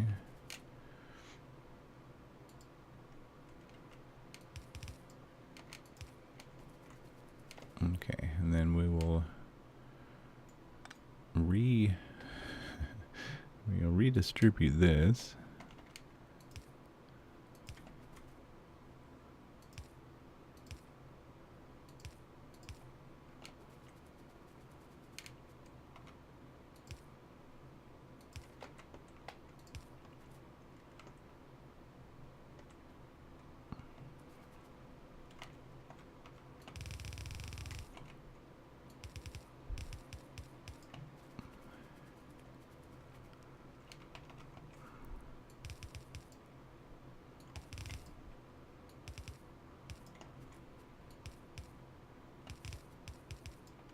Okay, that should be that portion going. All right, what do we need here? We need coal and iron plate. Well, coal, really. Okay. Well, this is our coal line coming in here, so I'll just split it off from here.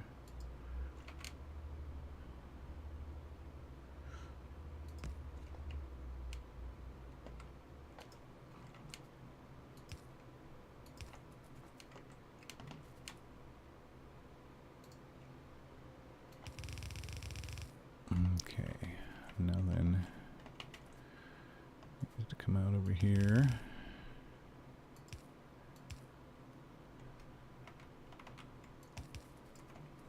Hell out of belts.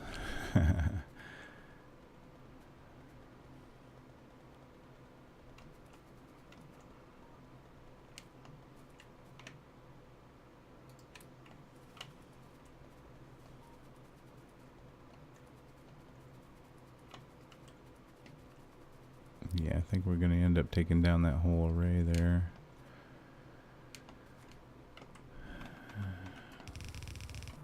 Okay, iron plate.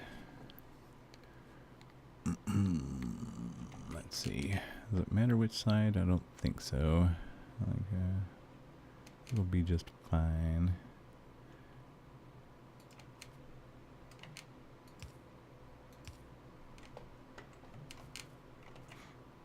Okay, let's see. I'm just gonna snag it from here.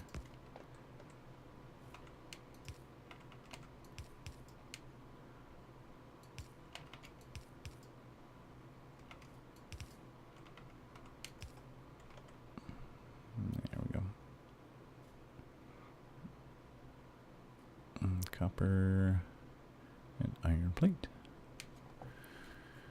Okie dokie. Well.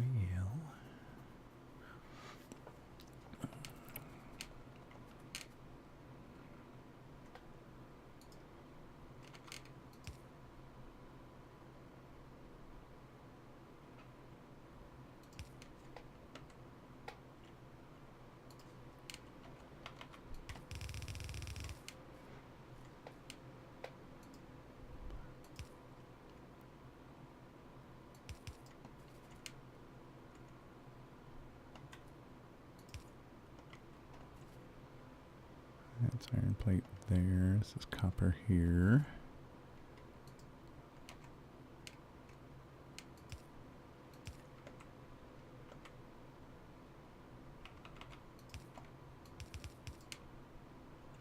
Yep. What do you think about taking down this whole iron smelting array here?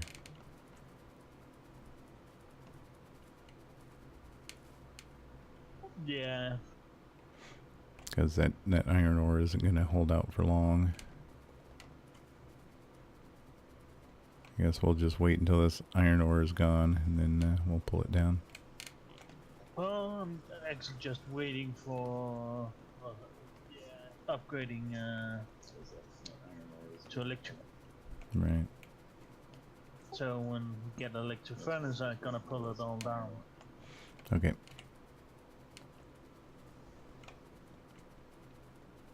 Okay, so now then we got some iron plate here. Like that. Run that on over this way.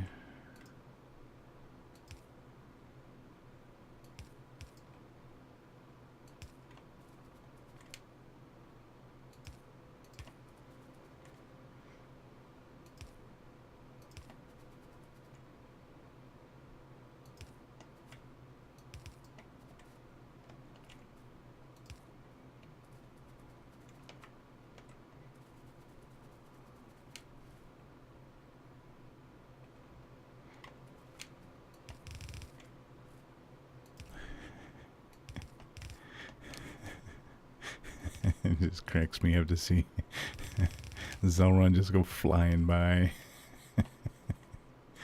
It's so funny.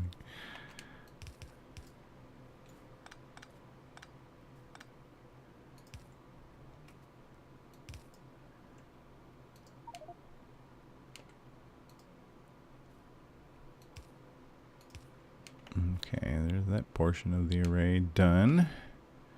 What do we got here? More iron plate. think I'm just going to peel it off of this here. Oops.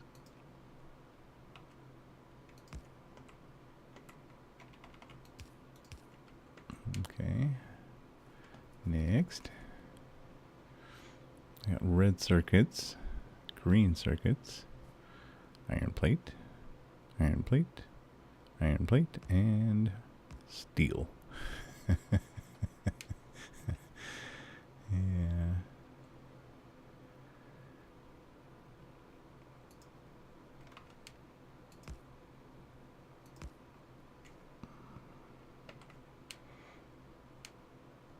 Okay, so now we need to feed some red and green circuits down here.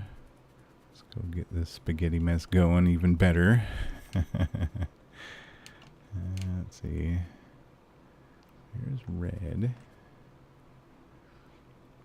I wonder if I can take a mixed belt and just separate it while I'm there. No? Okay.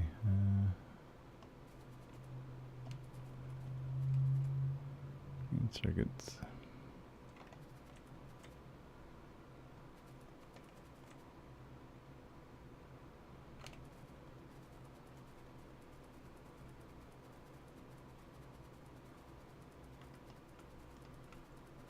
Oh, we got science coming out. Look at that. Look at that. Not the science we want, but that's some science. That's some science.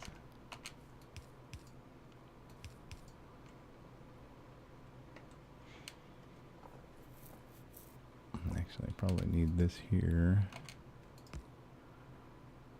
Bolster that.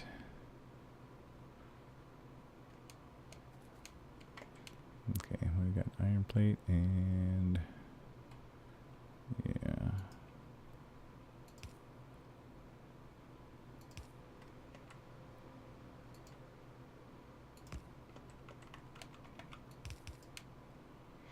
Okay, so that's red and green, and then down here we need steel. Okay. There we go.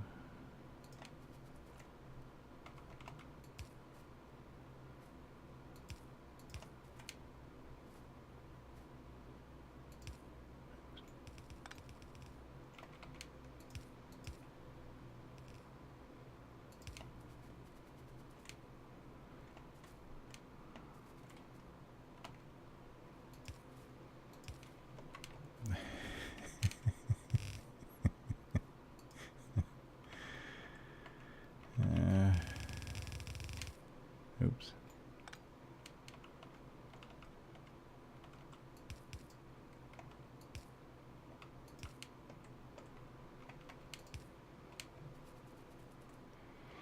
Alright, so all we need is the red and green circuits down here now. And we'll be getting some blue science. Ooh, that'll be good. That'll be really good. Alright.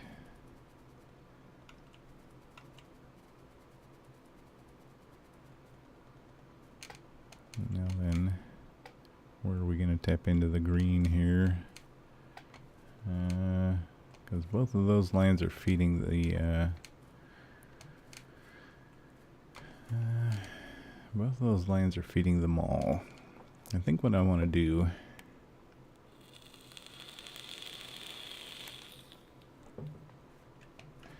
I'm going to take both of those lines off the end here.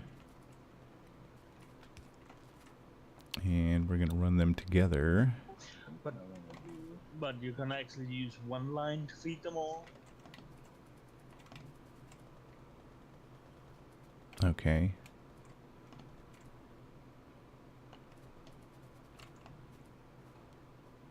Alright, so I'll just siphon off right here then.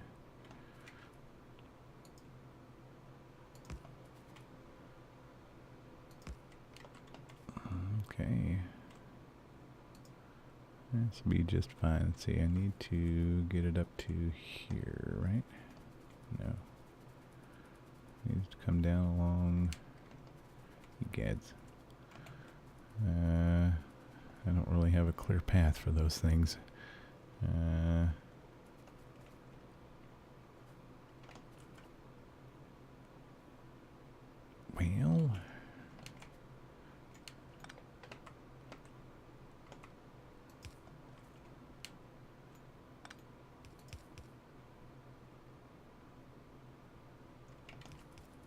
see.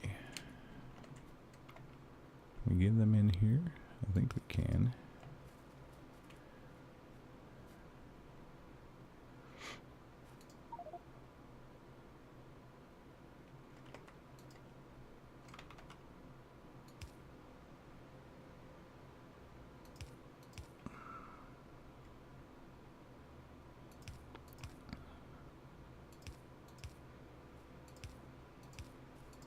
Until you get down to the steel.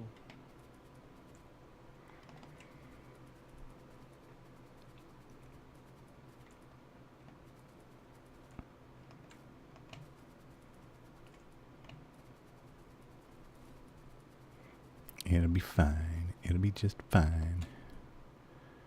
Right.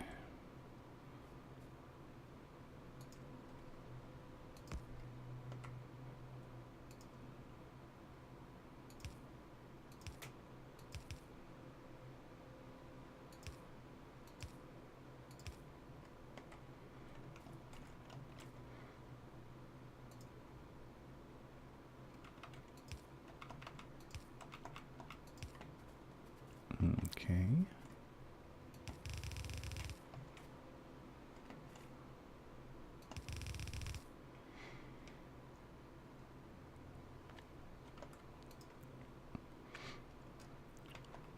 Okay, let's see here.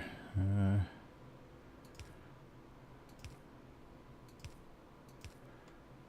we go.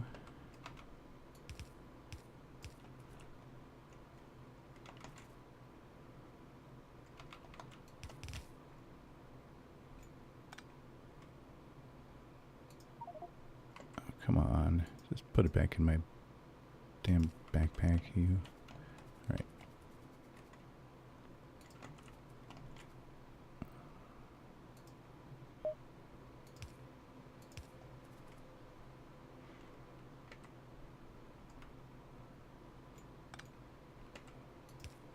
Okay.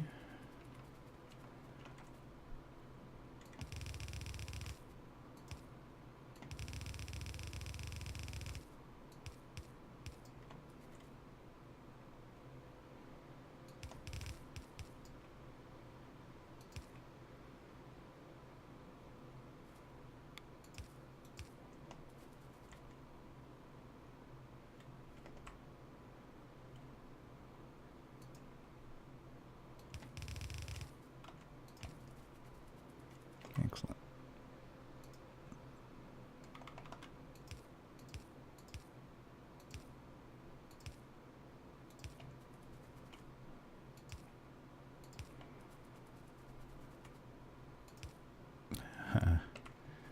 And remote. Okay, here we go.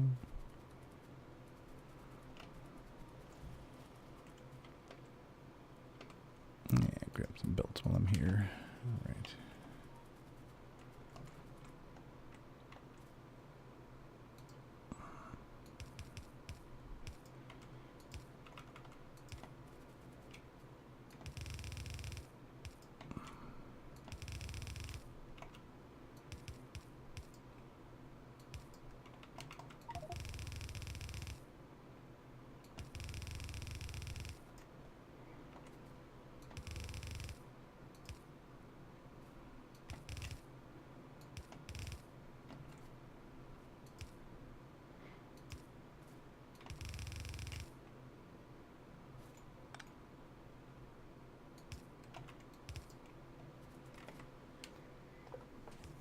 Alrighty.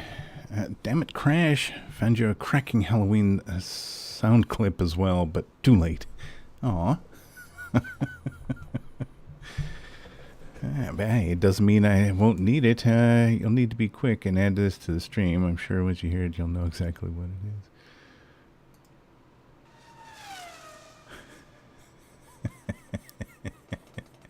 it is. Every time Zelrun goes by. That's awesome. That is awesome. You guys are awesome. You find all the cool things. Okay. Oh, there goes Elron.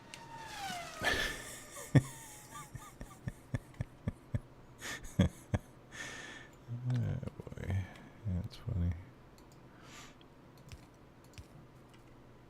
I think that's it. I think that's it.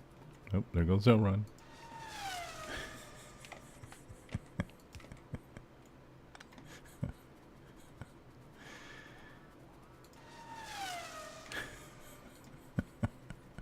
Man, I'm gonna wear that button out. I like it though. I definitely like it. Alright, soon we should see some blue science coming down. Now then, we have to reroute our red and our green over to here. So, let's see here.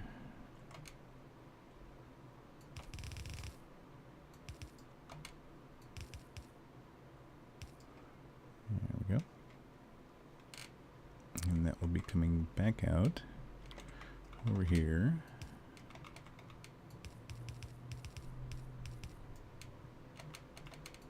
And then we can just mix that back together. There we go. And same for here. Oops. Once we get that science going, which I don't even think we actually use all that there. So, okay, rerouting.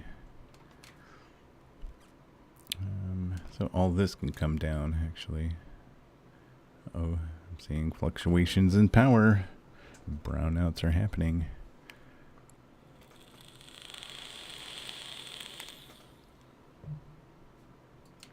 Right, nanites, do your job.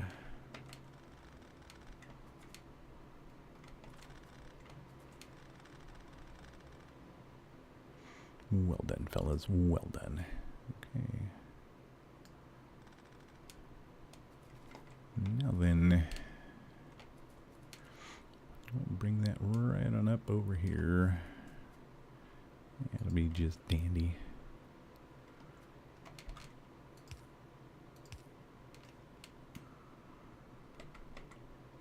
Nah, we'll use red belts. Why not?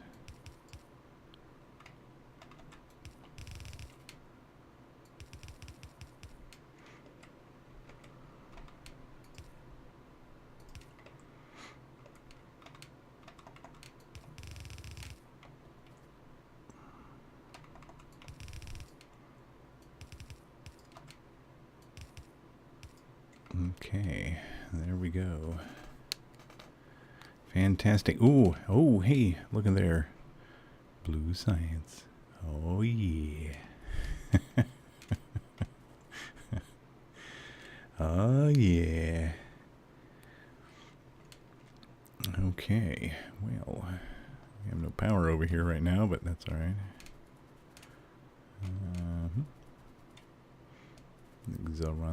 I think Zelron's on it.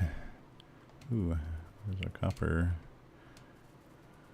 Yeah.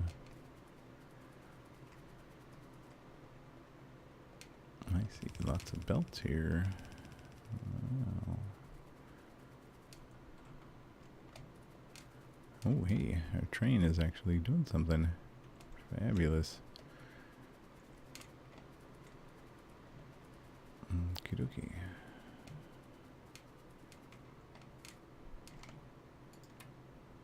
$15 belts? That's it? Yeah, we don't have any power. Alright, let's see here.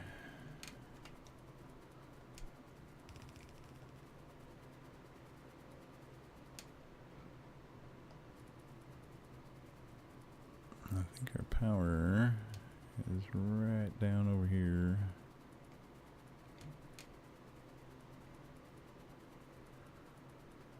What's the short circuit? Not sure. They're just needing some coal.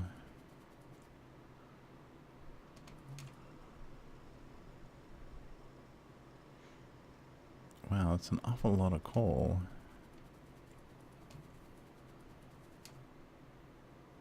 Well, I guess we are feeding quite a few arrays. Yeah. Alright, well, our power issues should be resolved for now.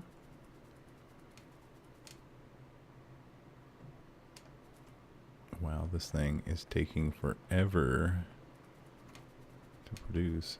What's going on here? Oh, are you not set up to go anywhere? You should be going.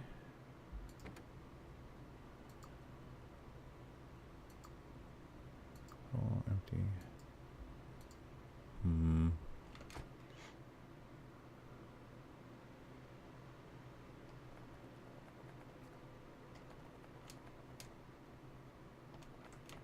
Okay.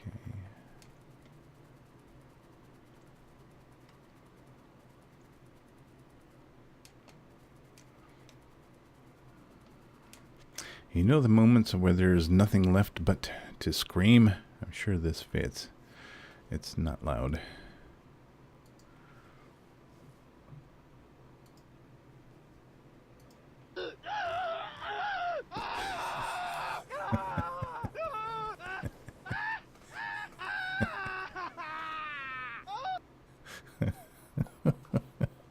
Yes. Yes. Download. That's awesome. That is awesome.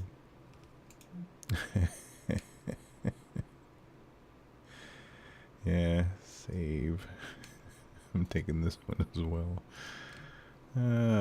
Save that. Those are awesome.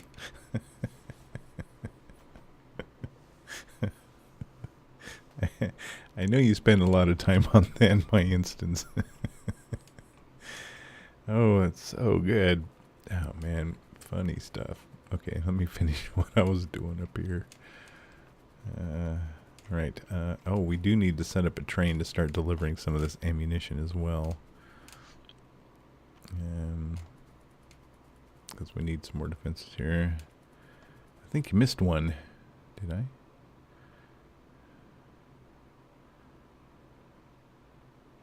Oh, here's one. Spooky, scary skeletons and shivers down your spine. Shrieking skull will shock your soul, seal your doom tonight. What the hell is that? Spooky, scary skeletons and shivers down your spine. Shrieking skull will shock your soul, seal your doom tonight. Crash, we do have a ammo. Do we have an ammo train delivering out to the iron ore patch? Yes. Oh, okay. Alright, well, I'm not going to worry about it then.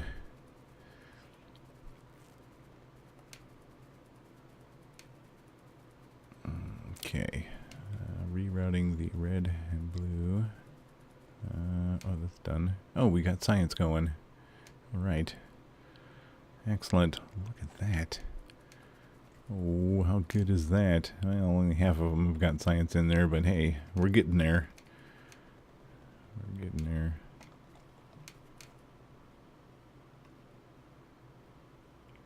Maybe we should send those down the red belt.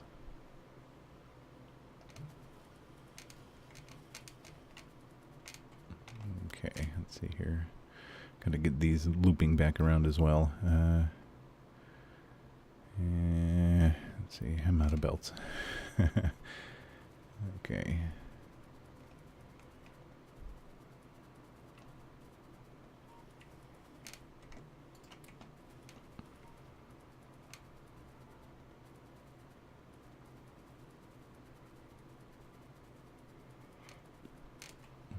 Okay, now that I think I have enough room. There goes Zelrun.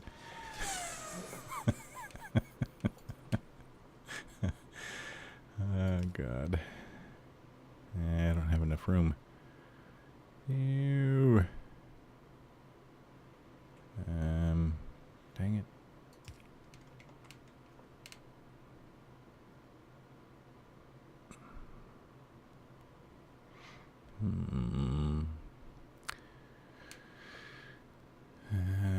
Yeah, I'll can do is just move this back a little bit.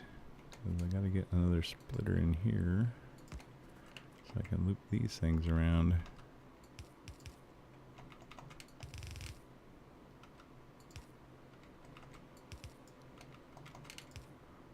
Okay. And you.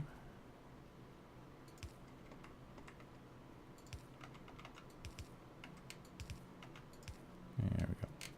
Now we got our loop going. Okay.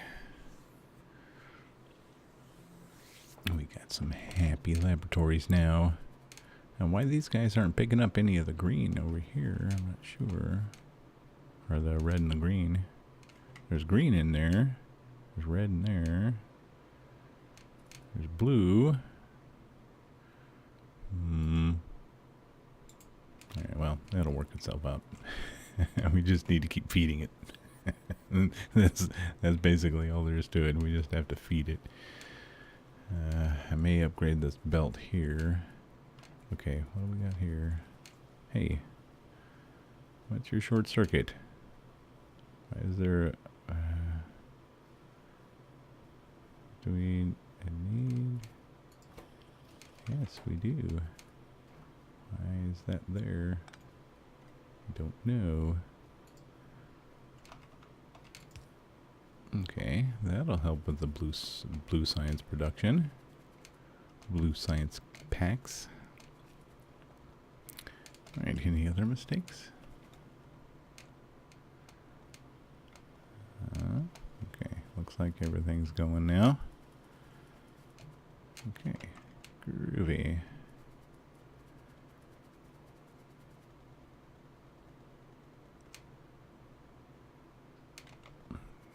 Okey-dokey.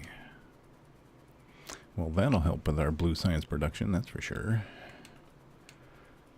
Okay, military science, what are you guys waiting on? You are waiting on turrets.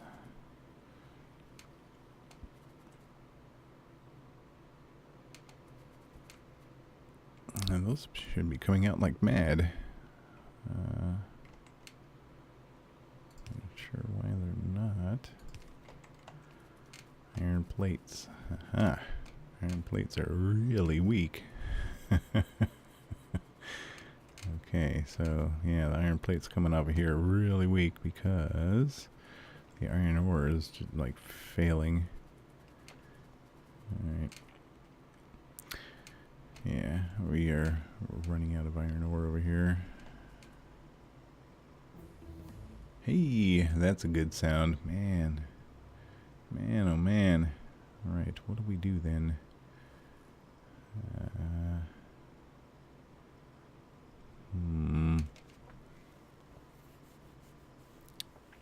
Let's see, braking force? Man, acceleration would be better. Let's see, advanced oil processing. Yeah, let's do that. Oh, nuclear power. There we go. Zelron's on top of it. He definitely knows this game better than I do. That's for sure. Okay, so I'm not going to worry about the military science all that much right now. That's just gonna have to fluctuate for a bit. Okay, we've got almost all of our labs on one side of the array here going. That's good.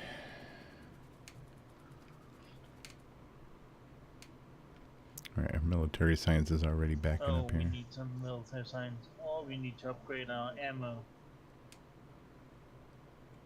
Okay. Yeah, they're starting to become resistant to normal. Awesome. Thank goodness I set them to evolve quickly. Okay. Okay, that's all working just fine. I've done my job for today. I got that stuff up and running.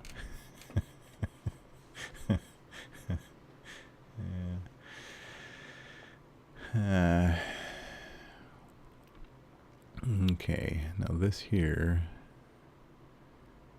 it may not not work out very well, actually. This, I don't like this right here. I don't like it at all. But I'm not going to mess with it. Oh, hey. We're turning the corner. Alright, so we're going to start heading back down this way now with the laboratories. That's good. Okay, now then, what else can I do? I don't know. I guess I could start putting down belts to bring up our iron plate. There's a bunch there. Here we go. I think all these belts are down now, yeah. Alright, let's see, where are we going to take them suckers?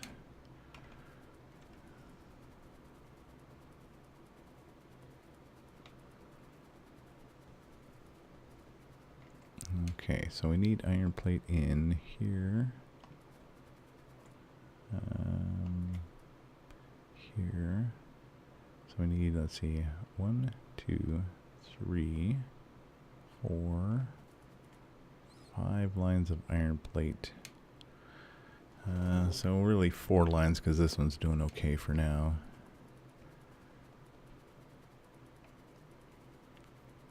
Okay. And we just happen to have 4 lines of iron plate over here waiting for us. Now then, I think this array can come down because we're not going to be using it any longer. So down you go.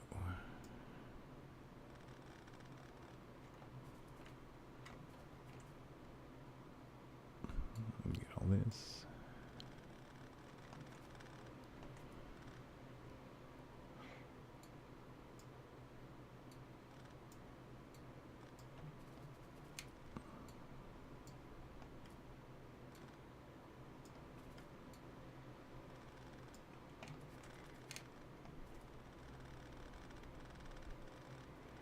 How to fill your backpack up in no time at all.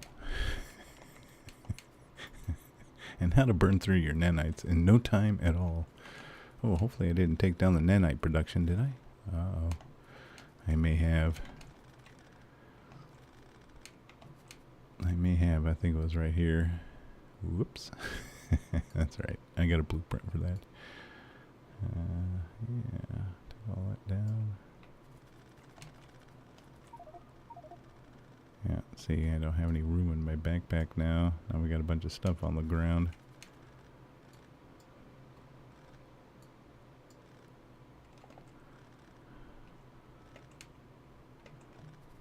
Okay. I got a chest over here somewhere. There we go. Okay.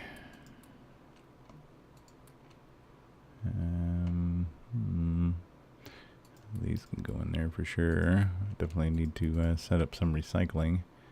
And the science we will just dump into our laboratories here.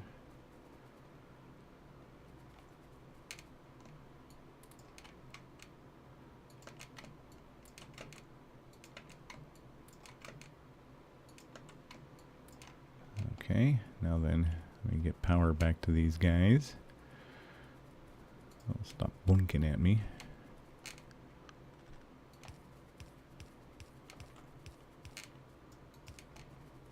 Okay.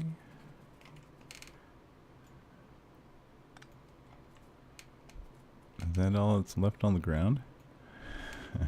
One light bulb? Okay. Alrighty then. Now we can fix this. Let's let that drain out.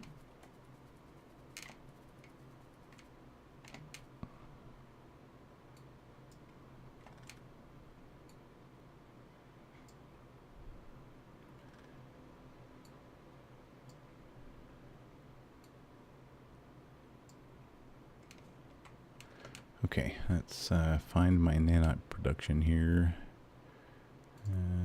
Right here. Right here.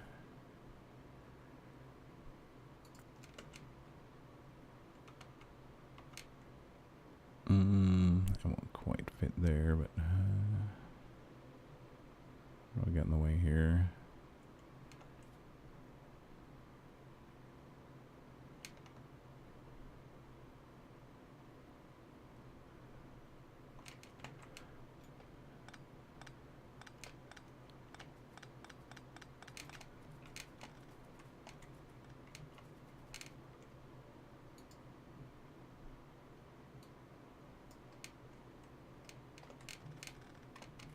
Okay.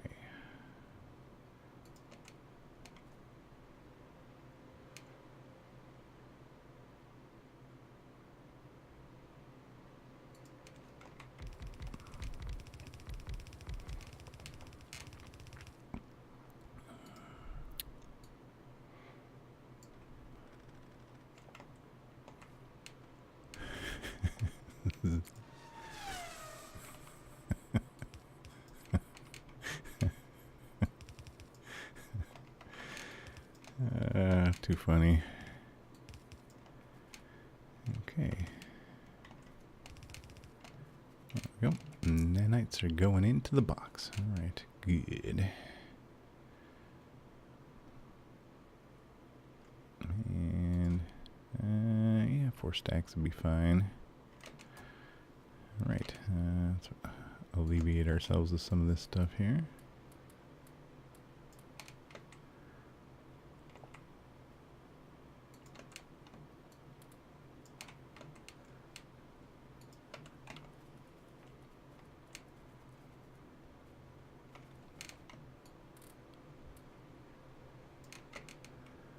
Okie dokie. What else? Yeah, I think that's good. Science. What are we lacking here? Red. What happened? I have no stuff coming through here. Where am I stuck? Okay.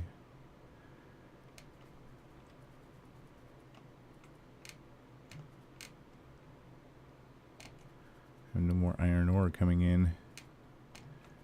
I mean, well, we have some, but not a whole bunch. Okay. Now then.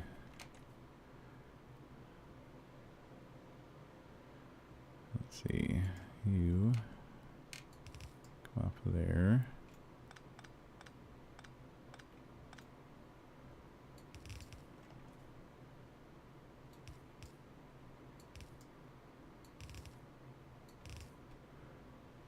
Alrighty then.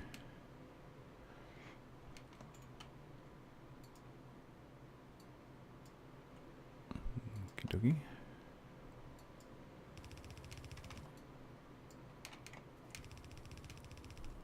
Whoops.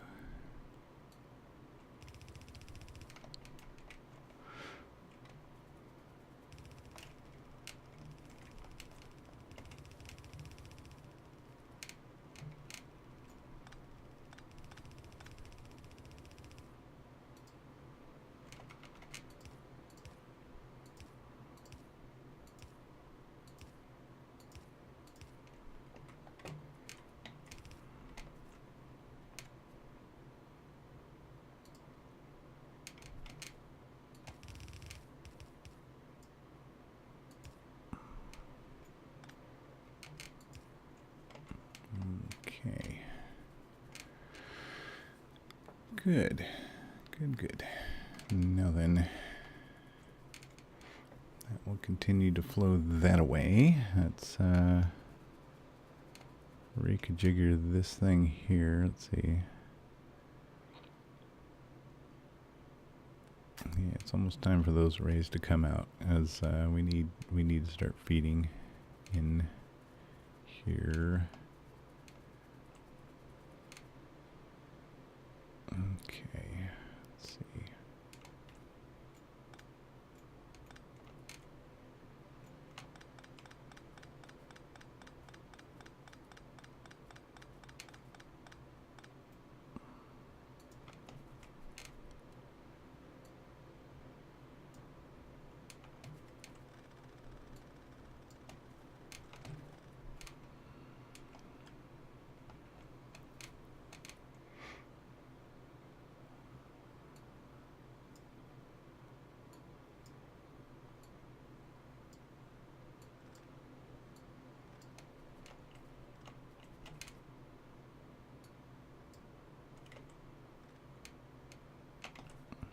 Okay.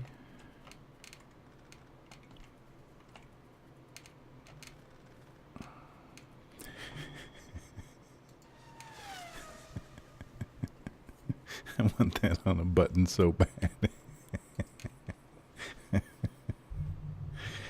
I want that on a button so bad.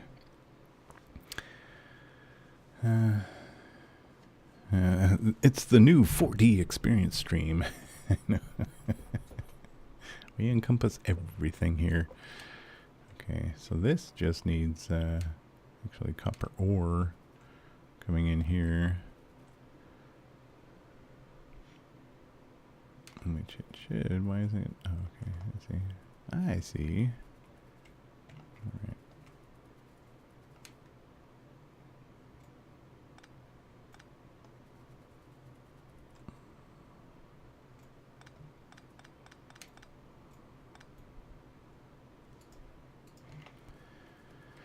Alright. Alright. Getting production going here.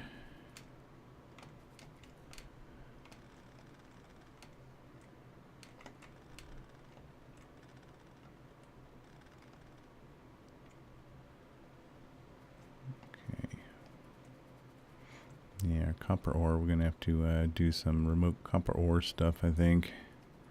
This little patch, I think, is going to run out on us here pretty soon.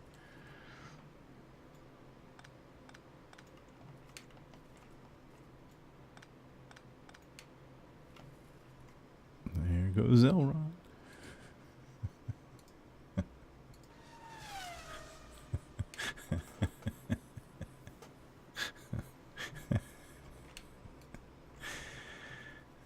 He's he certainly gets around, doesn't he? Oh boy. Alright. Now then, I think what I want to do is that I would just want to run some of these lines up. Let's see, 3 lines. Yeah, we'll run 3 lines up and we'll see if we can't squeeze them in here somehow. And just start filling up these this line here with some iron plate. And I think instead of having this here, I think we will just take this out. And we'll just run it straight on through.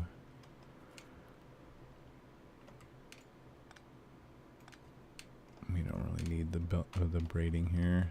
Not certain why it's there.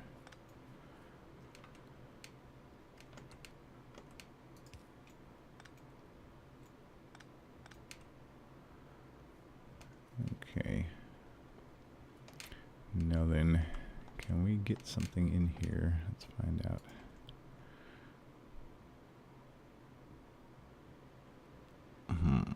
It's gonna be close. There we go. That'll do. Yeah, I was gonna leave those up and running until the iron ore was out. I'm just gonna run the iron plate up the middle. Yeah, I'm thinking using that iron patch for concrete. No, okay. Sounds good to me.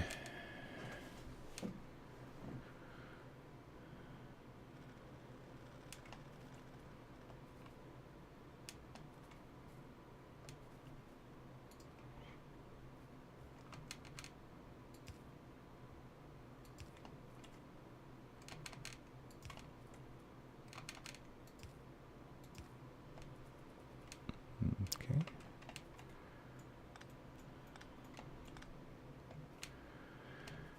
All right.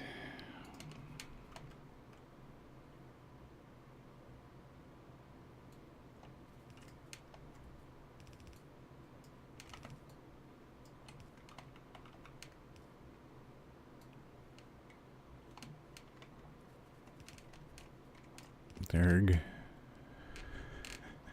It's stuck on a rock.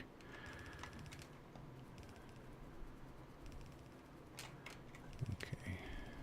Get that down there. Nanobots, do your thing. Oh, I'm out. I am out of stuff. Let me fix up this corner here real quick. Oh, dang it. Nanobots.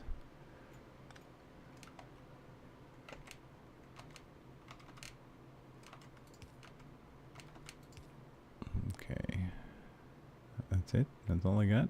Okay.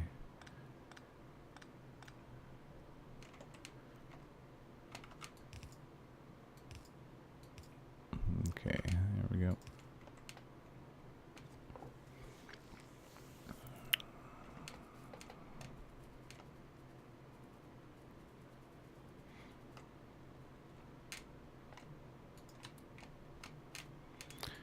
Grab some undergrounds while I'm in there.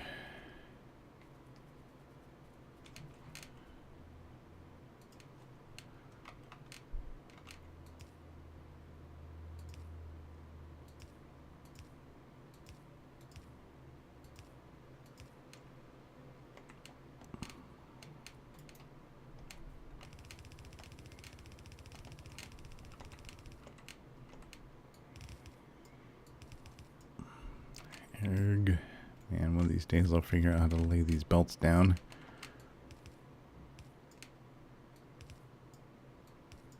There we go.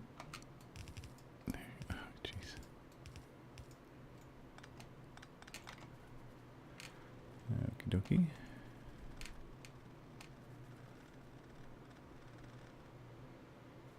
Oh man, you're jamming me up there. Oh, well. That's alright. I wanted those connections left in place so I could connect into them. Instead, he's picking up all the belts and I gotta put them all back down again. Boy.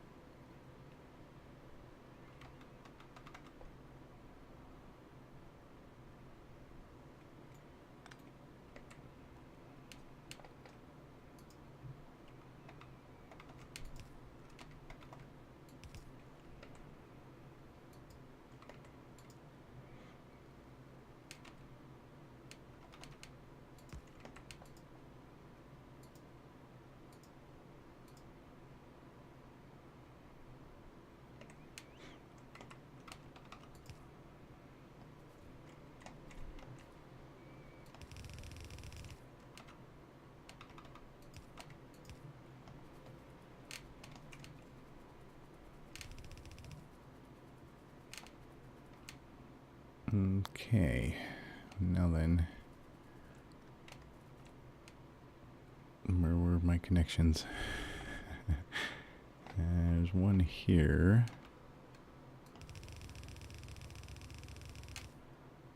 This doesn't line up to anything now.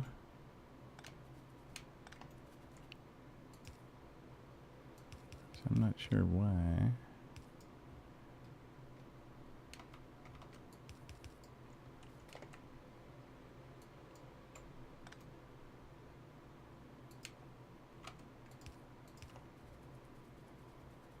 Okay, that should go now. That's fine.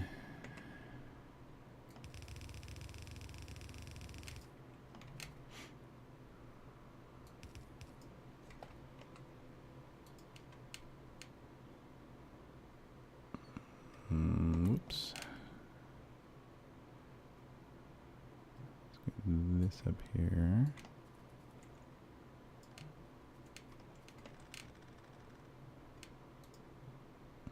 Okay.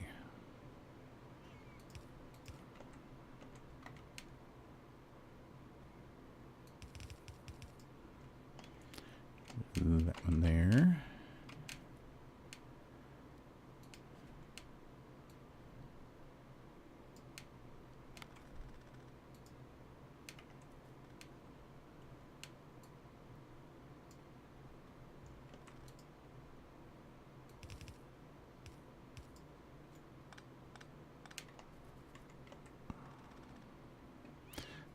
Alrighty. So far, so good. That seems to have bolstered our production over there quite nicely. Now then, let's see here. I wanted to bolster this end here, because look how thin that's getting there. But I need one line coming into here for our science, so yeah.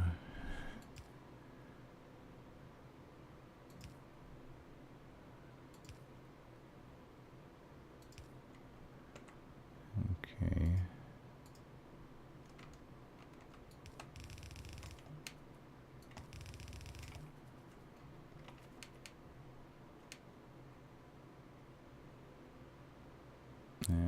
Let's see, how do I want to run these out of here?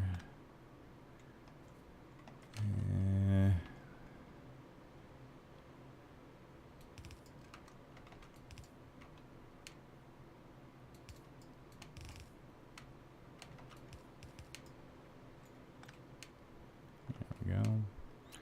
And you can come on down.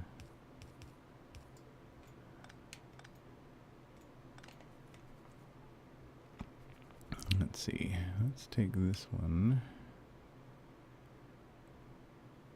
Well,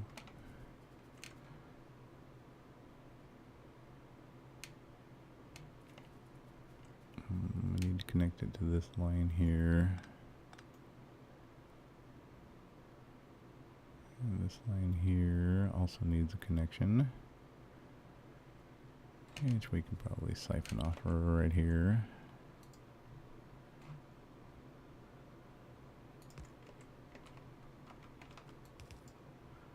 That'd be fine there. Okay, let's get this here.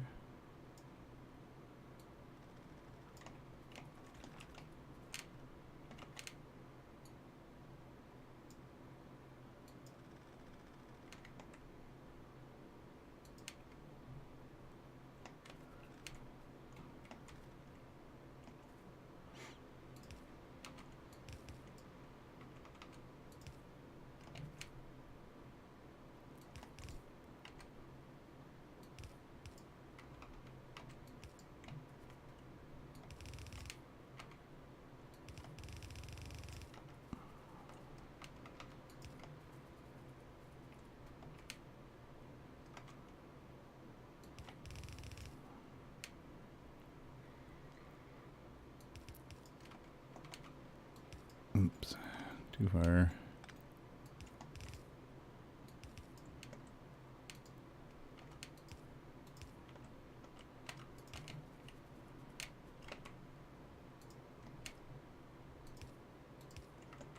Okay, well, not exactly what I had in mind for those lines, but hey, it's something. It's something. That's okay.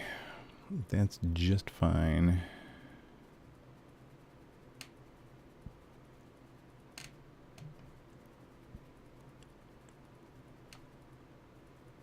Well, nuclear power's taking its sweet time. Got going on over here. Concrete. Good. Good, good. All right, well, that's not too bad. That's not too bad at all. Okay.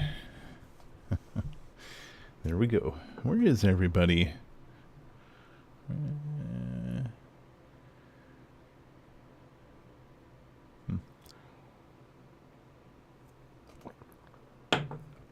Let's see here. Mike and Toasty, are you here? Where are you at? Are you just sleeping in front of your computer with a tab open? So let's see here.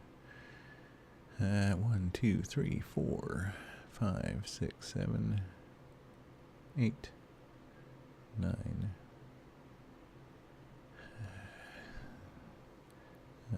1, 2, 3, 4, 5, 6, 7, 8, 9, 10.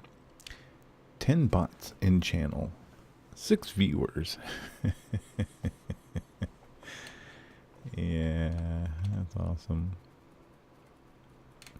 That's awesome. Well, when I have more bots in stream than viewers, you know what that means. It's time for me to say adios. I don't want to stream for bots.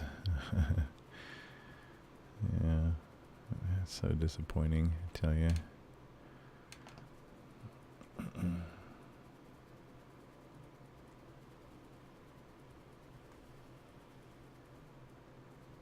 Okay, still have no science coming out of here. What's going on? Is there a contaminated line here? Yes. Certainly looks like it.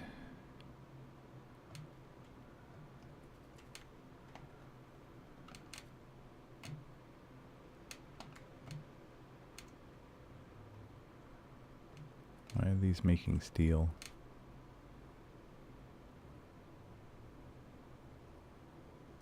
What the hell? Oh man, this was supposed to be just raw coming in here. That was my mistake. Okay, well, I can route this someplace else. Jeez. Alright, so let's see.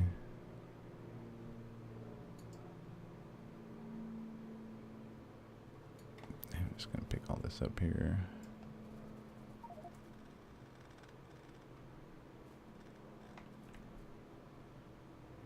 And all this here.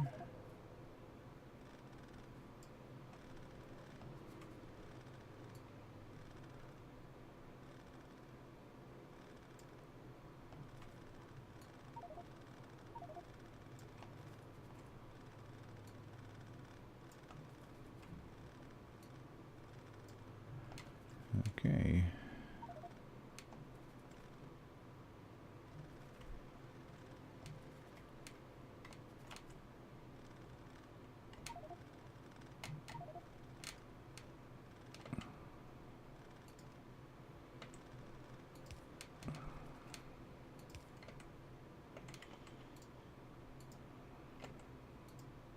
Come on, let go. Oh, can't. I can't let go. Okay, over here. Now then, in with all that stuff there. Yeah, you can go in. All this can go in. One. Okay, fine.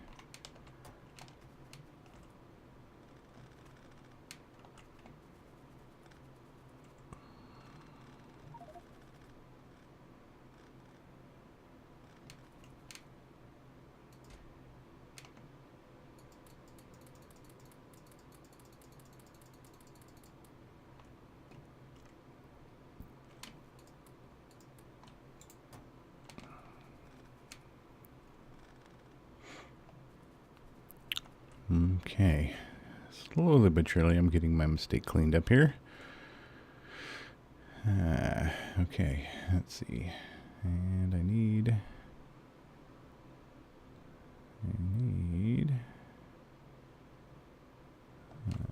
get this up here.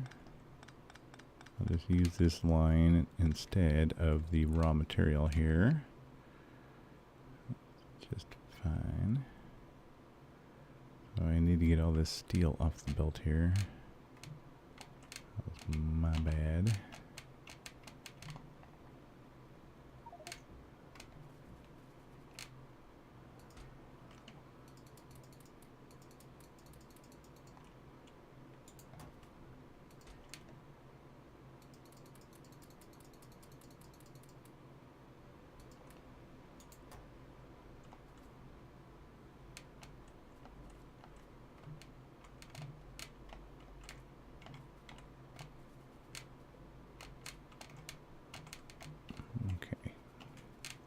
So, we need the steel, or the iron plate running down, dumping onto there.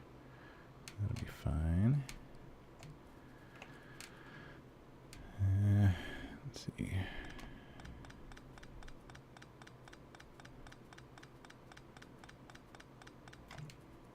There we go.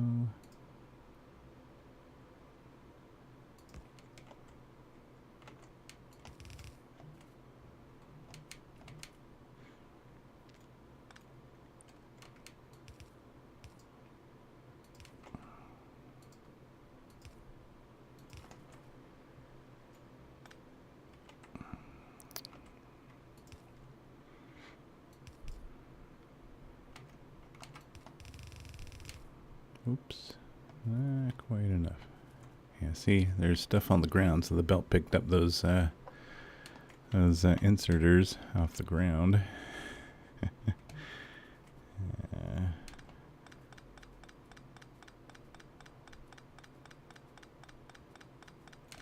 And I got a mess over here, I'll tell ya.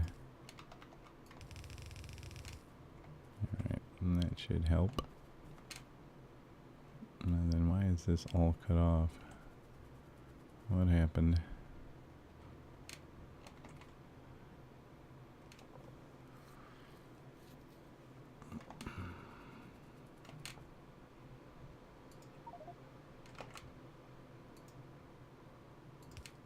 Okay. That should keep everybody happy. Alright. That'll be fine.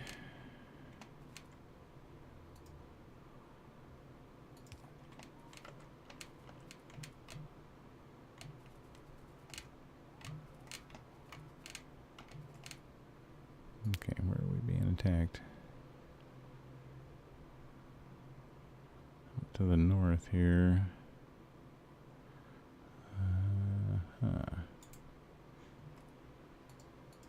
Okay, let's go and investigate here. Let's get our running shoes on.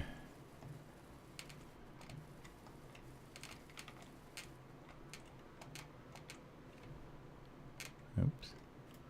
At least I can heal them.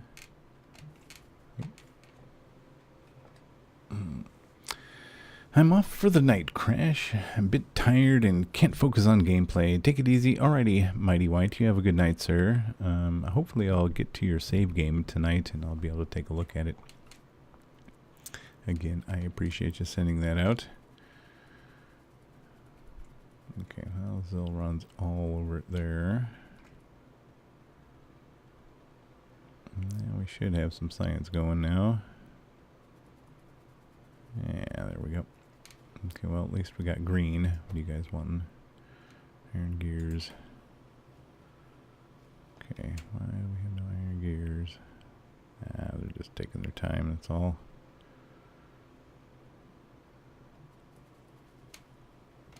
Okay. I think that'll be fine.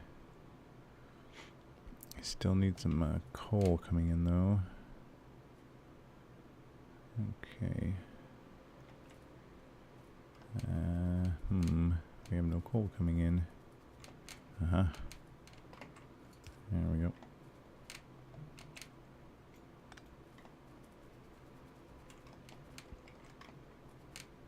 Okay. That'll be just dandy there. Alright, let's see if I can't clean up my mess here.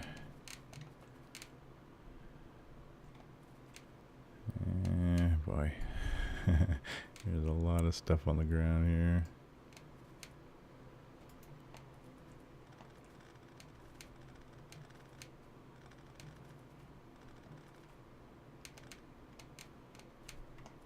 Come on.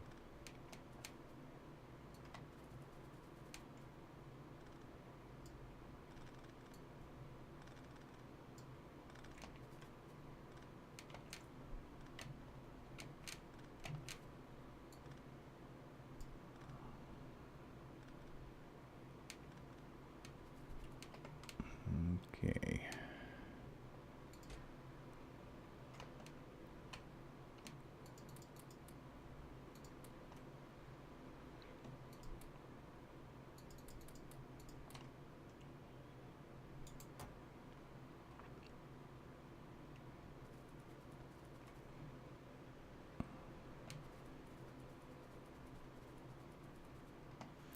Alrighty, well, it's not too bad now.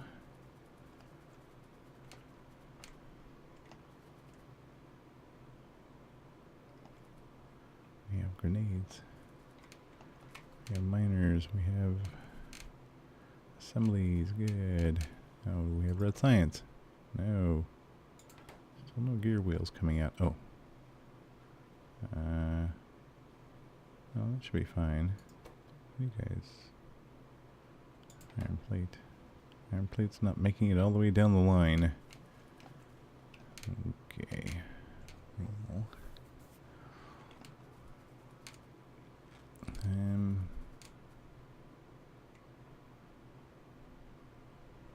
okay, that coal, where's that coal? That coal does not need to come in here.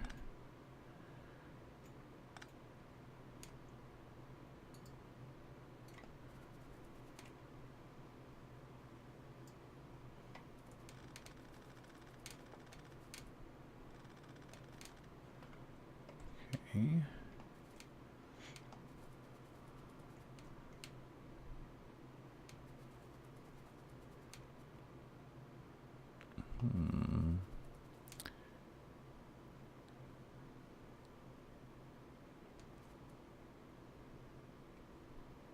Right, so if let's see, I'll stop right there. Let's back it up one more. Set you down. Do iron plate to the right. Okay.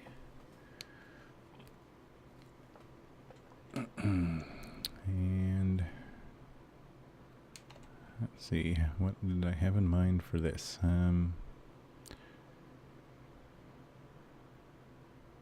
I had in mind, I think this will work if I go like that, and then I go like this.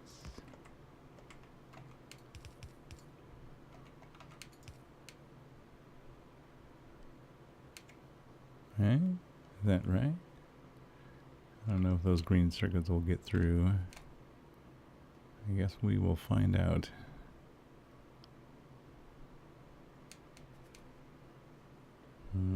It's not right because these need to be on half of the belt. Okay. I'll let that empty out there. Okay.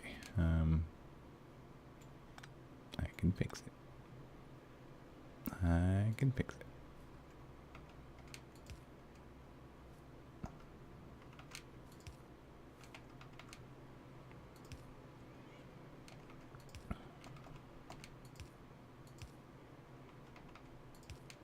Now, there we go. Okay, got it. Got it, I think. Yeah, that'll be fine. Then we can dump these back on right there. Okay, well, that'll help the production here, I think. I hope. Yeah, I don't know. All right. Well, making good progress. We finally got the science sorted out again. Since I screwed it up pretty good. Yeah, I could add some more assemblies here, but I don't think we have enough iron gear production over here. Right now, we need more iron gear production.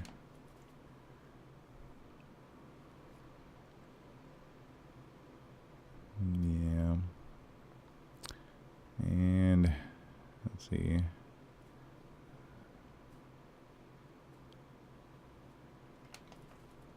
What if, now just to get this thing in production, what if, do I have any? Yes, I do. Good.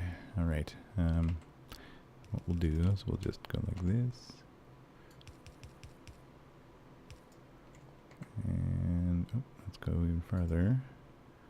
Because we have two idle gear makers right here. So we can just go like this. And set those guys out like that. That way they stay in production. Okay, that bolsters that.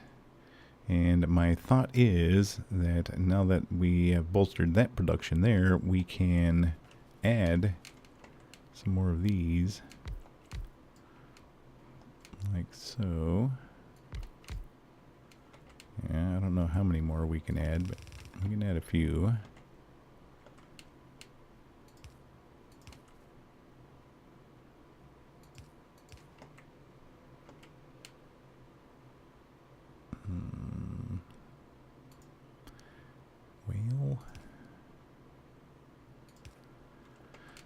Okay.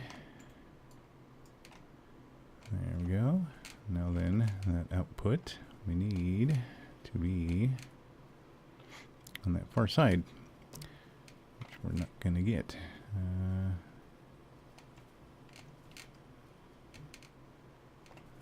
Okay.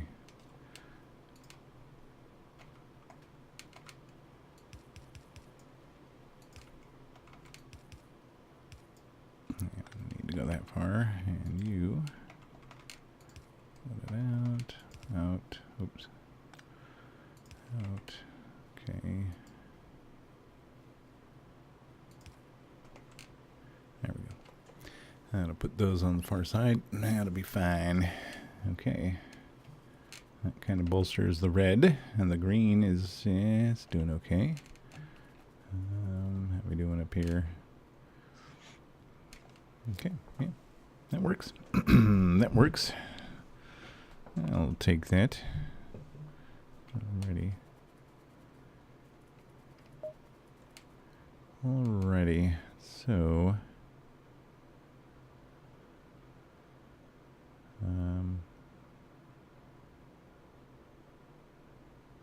oh man, I cannot wait to lay into Streamlabs for how they screwed up my shirt for the one and only person that bought one of my shirts. Oh man, I just cannot wait. I have, oh, so many choice words for those guys. I just hope I get my hands on a 1-800 number. Oh man. I am not happy, to say the least. Okay, so that's going to be fine. Good.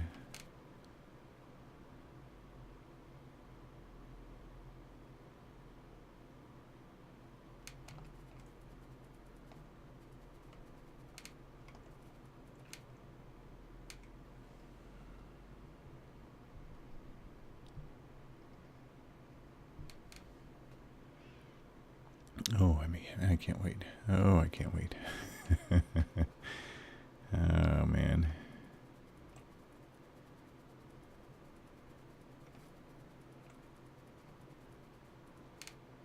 Okay, what is supposed to be on this line here?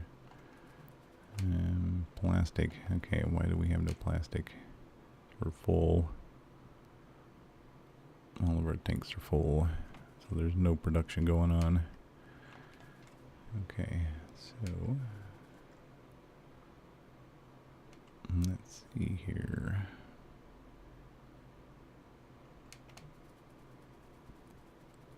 And that's going to stop the red circuit production, so that's not good.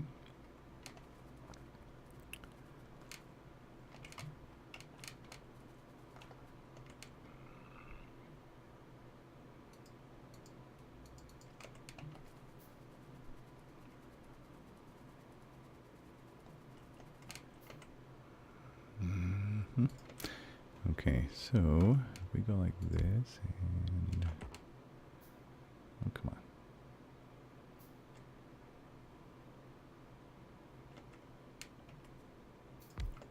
Now then, what can we do here? We can make solid fuel out of all that light oil, and yeah, we're gonna have to do something with the heavy oil as well, because that's almost full. Okay.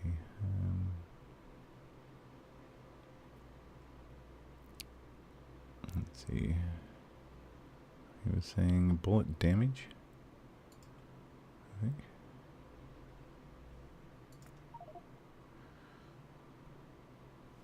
Okay, let's see.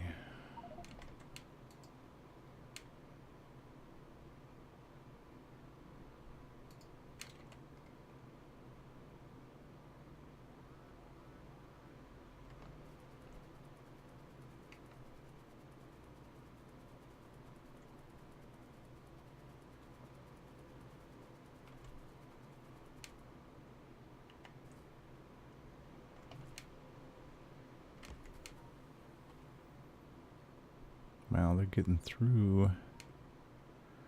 They're getting through. Okay. Alright, so wherever our weapon, or wherever our Jeez. This is why I don't like playing with biters.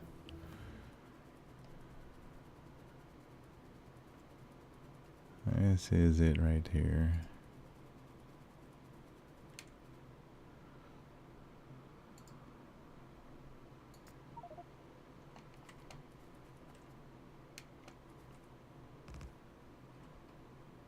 Look at that, they were able to take out 3 of our turrets there.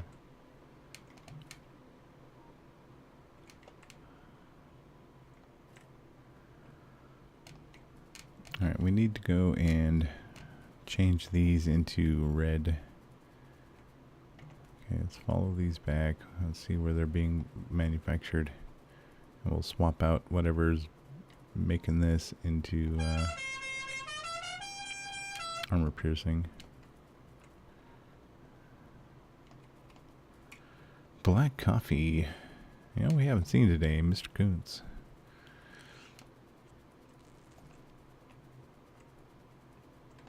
Okay, do repairs there, nanobots. Thank you.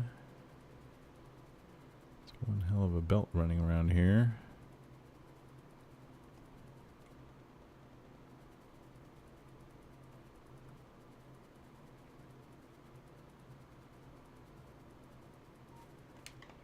I've run across this manufacturing spot once.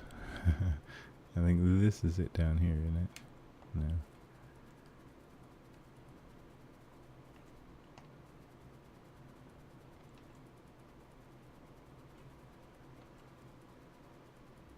Because I think the turrets will take whatever ammunition we jam in there, right? So in order to upgrade this, let's see, they want steel and copper. We have steel right here. We have copper right here. Okay, so let's change our production over to those there. So drive-by loot tips and dukes. Thank you, Black Coffee. We're up to $4.70. Thank you for your efforts, sir. You're making great progress. Okay, bullet damage done. Flamethrower, grenade, I don't care. Gun turret damage, there we go, need that one. Okay, so copper plate and steel. Is that already mixed? Yes, it is. Okay, I'm going to snag it from here. And then I want to get it onto this line here. So I'm going to cut that off. And we're going to replace that with the armor piercing that's going to be coming out. Alright. Now then.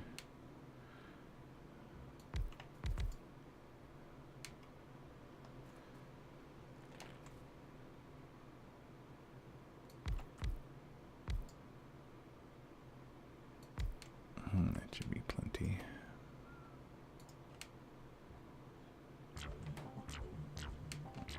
Mike and Toasty. Hey, Mike and Toasty. Thank you so much for this subscription, sir. I appreciate it there, Mike and Toasty. That's very kind of you. Thank you.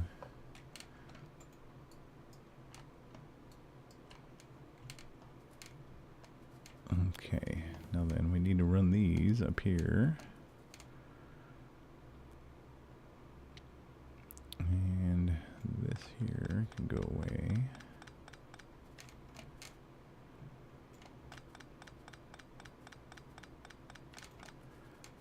Okay. There we go. That'll be just dandy. Gun turret damage 4. Go. No worries, man. So what did Streamlabs screw up on a t-shirt? Let me show you. I can't believe it. The one and only person that bought one of my shirts, and this is what he received.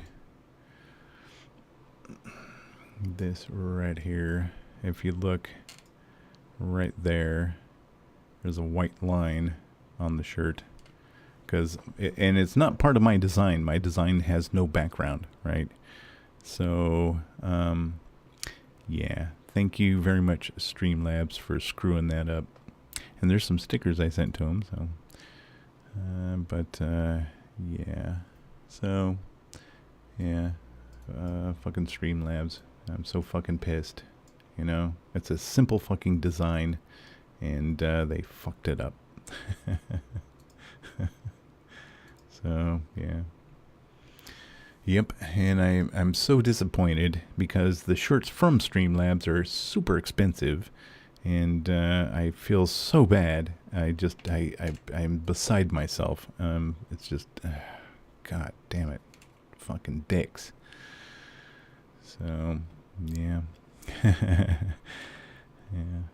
So that store is coming down. Anybody want one of the Streamlabs shirts? Get it now, because that store is coming down as soon as I finish my broadcast here today.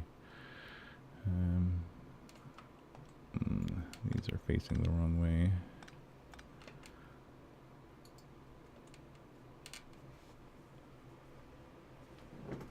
Pretty much, yeah, quality control people. It's only one shirt. It's not like they did a run of 1,000 and one slipped by. It was one fucking shirt. How do you fuck up one shirt? You know what I mean? You're standing right there while you're producing it. What the fuck? Anyway. Fucking A. God. And believe me, I know what goes into producing something like that. And there's no fucking excuse. You know? Just no fucking excuse. I'm sorry, you know, I'm sorry, Nate Dogg. You got screwed, man, and it's not my fault, because I don't have any control over the production. And I told you to hold off, man. I told you to hold off. That's my only defense.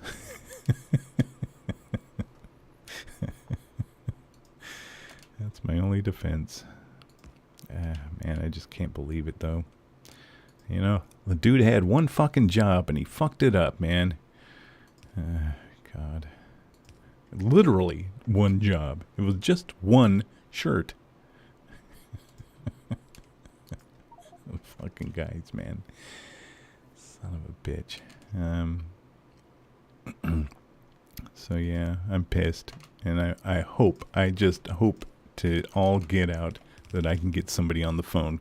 Because I am going to chew them a new asshole, you know, and I don't make anything off them fucking things, you know what I mean? And, God.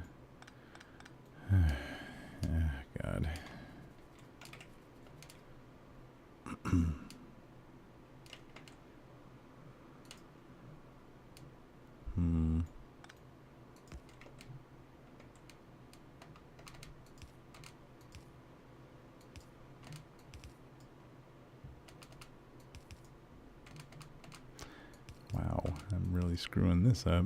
Jeez.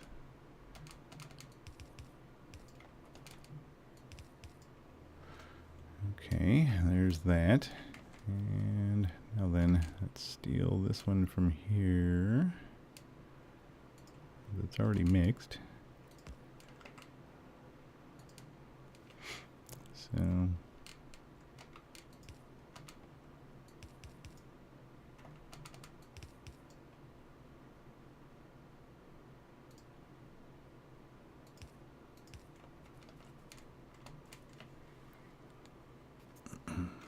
Okay.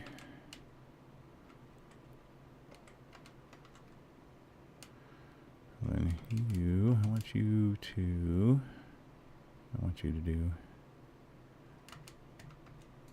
come over this way.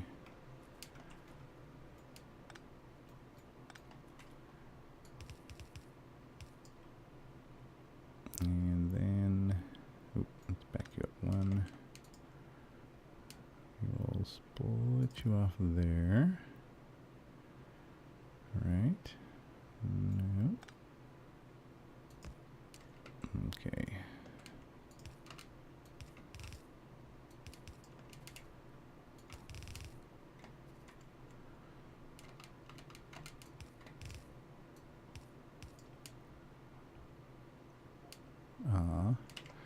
But I think we can reach here.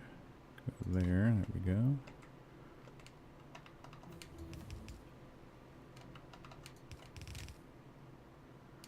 And that should be good to go there. What happened here? Oh, I didn't connect it. There we go. And reverse the belts so that they're actually going in the correct direction. There we go. Alright, now then, we just need to power this. And we have upgraded our capabilities here. Yeah, it should be good there. And just out of reach. Awesome.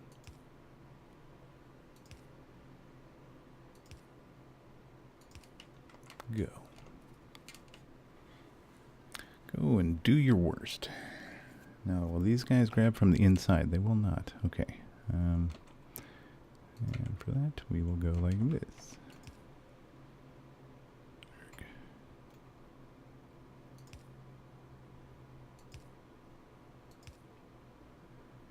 Okay.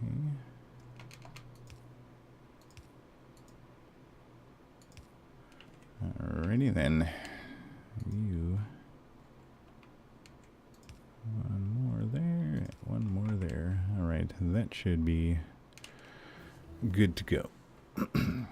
And after a while, this will replace all of our turrets with that stuff there. Let's see, laser turrets. Oh, we need laser turrets. Man, oh man, do we need laser turrets? Do we have laser? Personal laser defense. I like it. Discharge. Ooh, we don't have purple science yet. Dang it. Okay. Personal roboport. No. No, don't need that. Distribution. What does that give us? Substation. Substations are quite handy. I want more damage stuff. Fame, no. Combat, there we go. Let's get combat robotics. Alright, so do we have any armor piercing coming off the line here? No. What are we missing? Copper, steel, magazine. What? Oh, duh. Let's let's put some guys down here to offload. That would be kind of handy if I just want to keep the production here. There we go. And go. Alright. That'll do. Now it's working. Okay. So.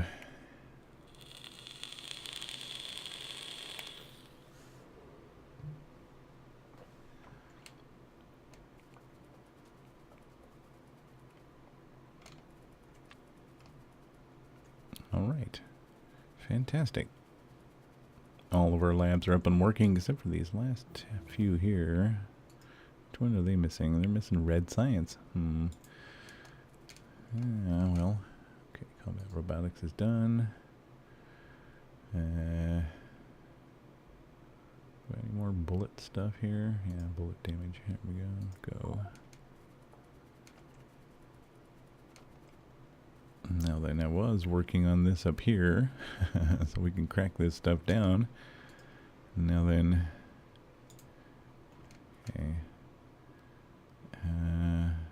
Yes. Yes, we just need water over here. That'll work just fine.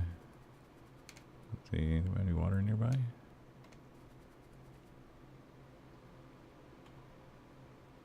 That's it? Really? Okie dokie.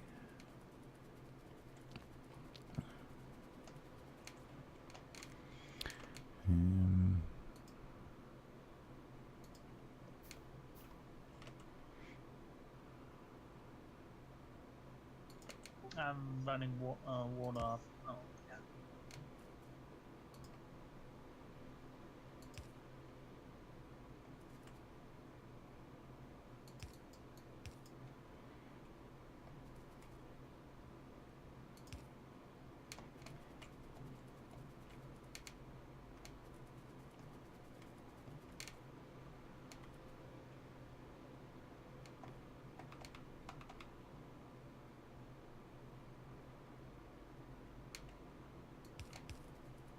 Oh, you damn thing.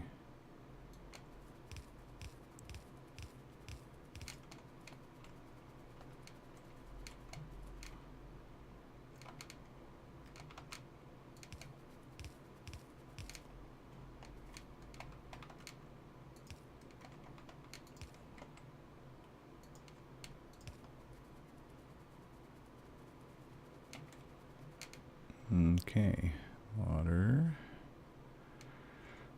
is, oh, that'll be fine.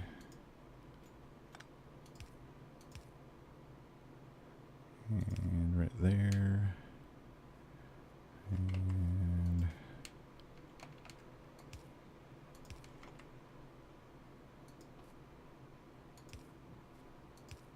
okay, water in. And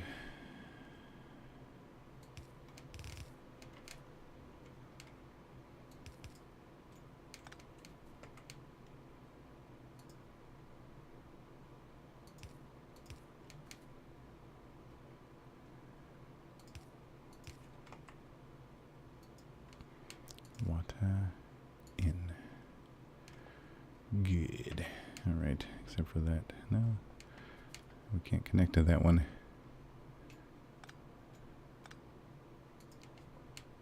There we go. Okay. Happy days. Now then.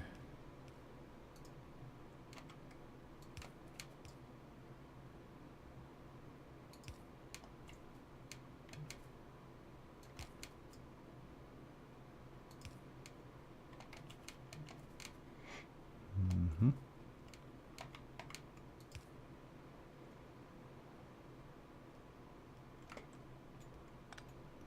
And just run a pipe out.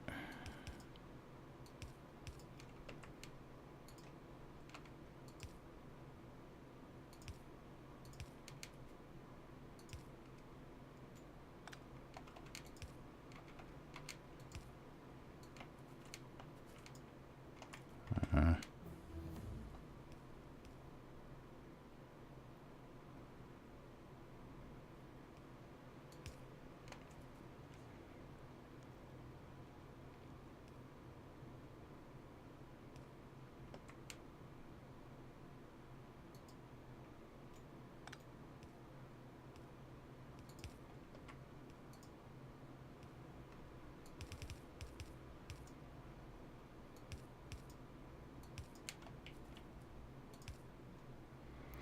All right, now then, the gas has to come out.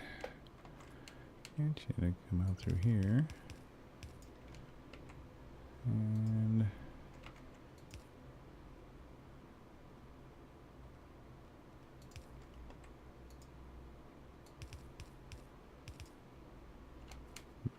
not what I had in mind, but hey, it works. Not gonna worry about it. More bullet damage. Yeah. Okay, well, I think we had made some pretty good progress here today. It looks like our plastic production is back up and going. We are going to start using up some of this backlog here, so that's a good thing. Yeah, all right. Looking good. Looking good. We'll have some more red circuits coming out, which is definitely affecting our production over here.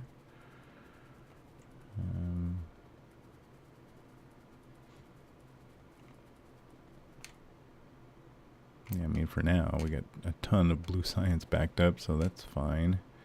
Just these guys out here on the end that are doing any production there, so that's good. Red science is still kind of an issue, though. But I suppose, since we have pretty good production over here, we could add some more of these. Another one? Oh, okay.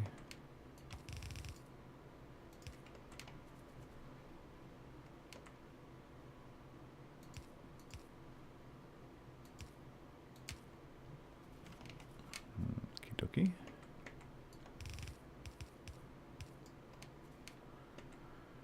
And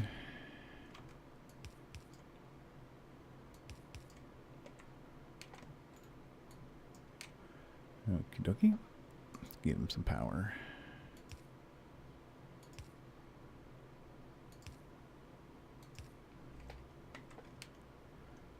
Alrighty.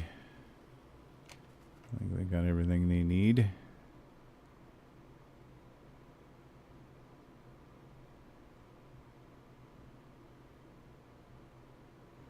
Okay, that'll help with the Red science there. That'll be fine.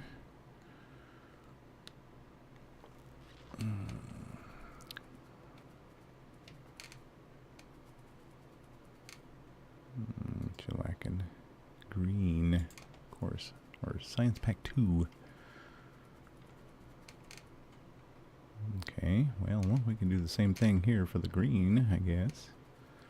We just need to run this on down. Well, let's see.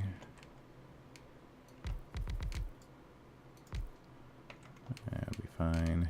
That'll be just fine. Except,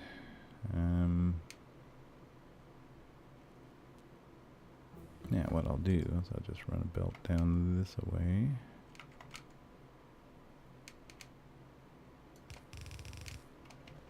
I'll just put long-handled inserters on there. Oh, what? I'm all out. I am all out of stuff. Okay. So, let's see.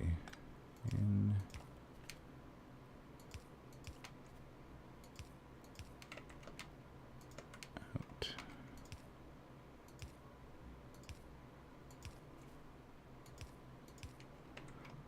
Okay.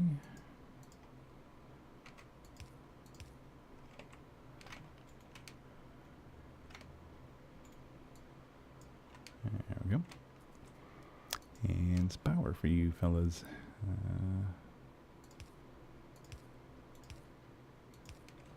Excellent. Alrighty. That ought to do. Bullet damage done. What else we got here? Okay, that's going to take gold science there. So, science. There we go. Research efficiency.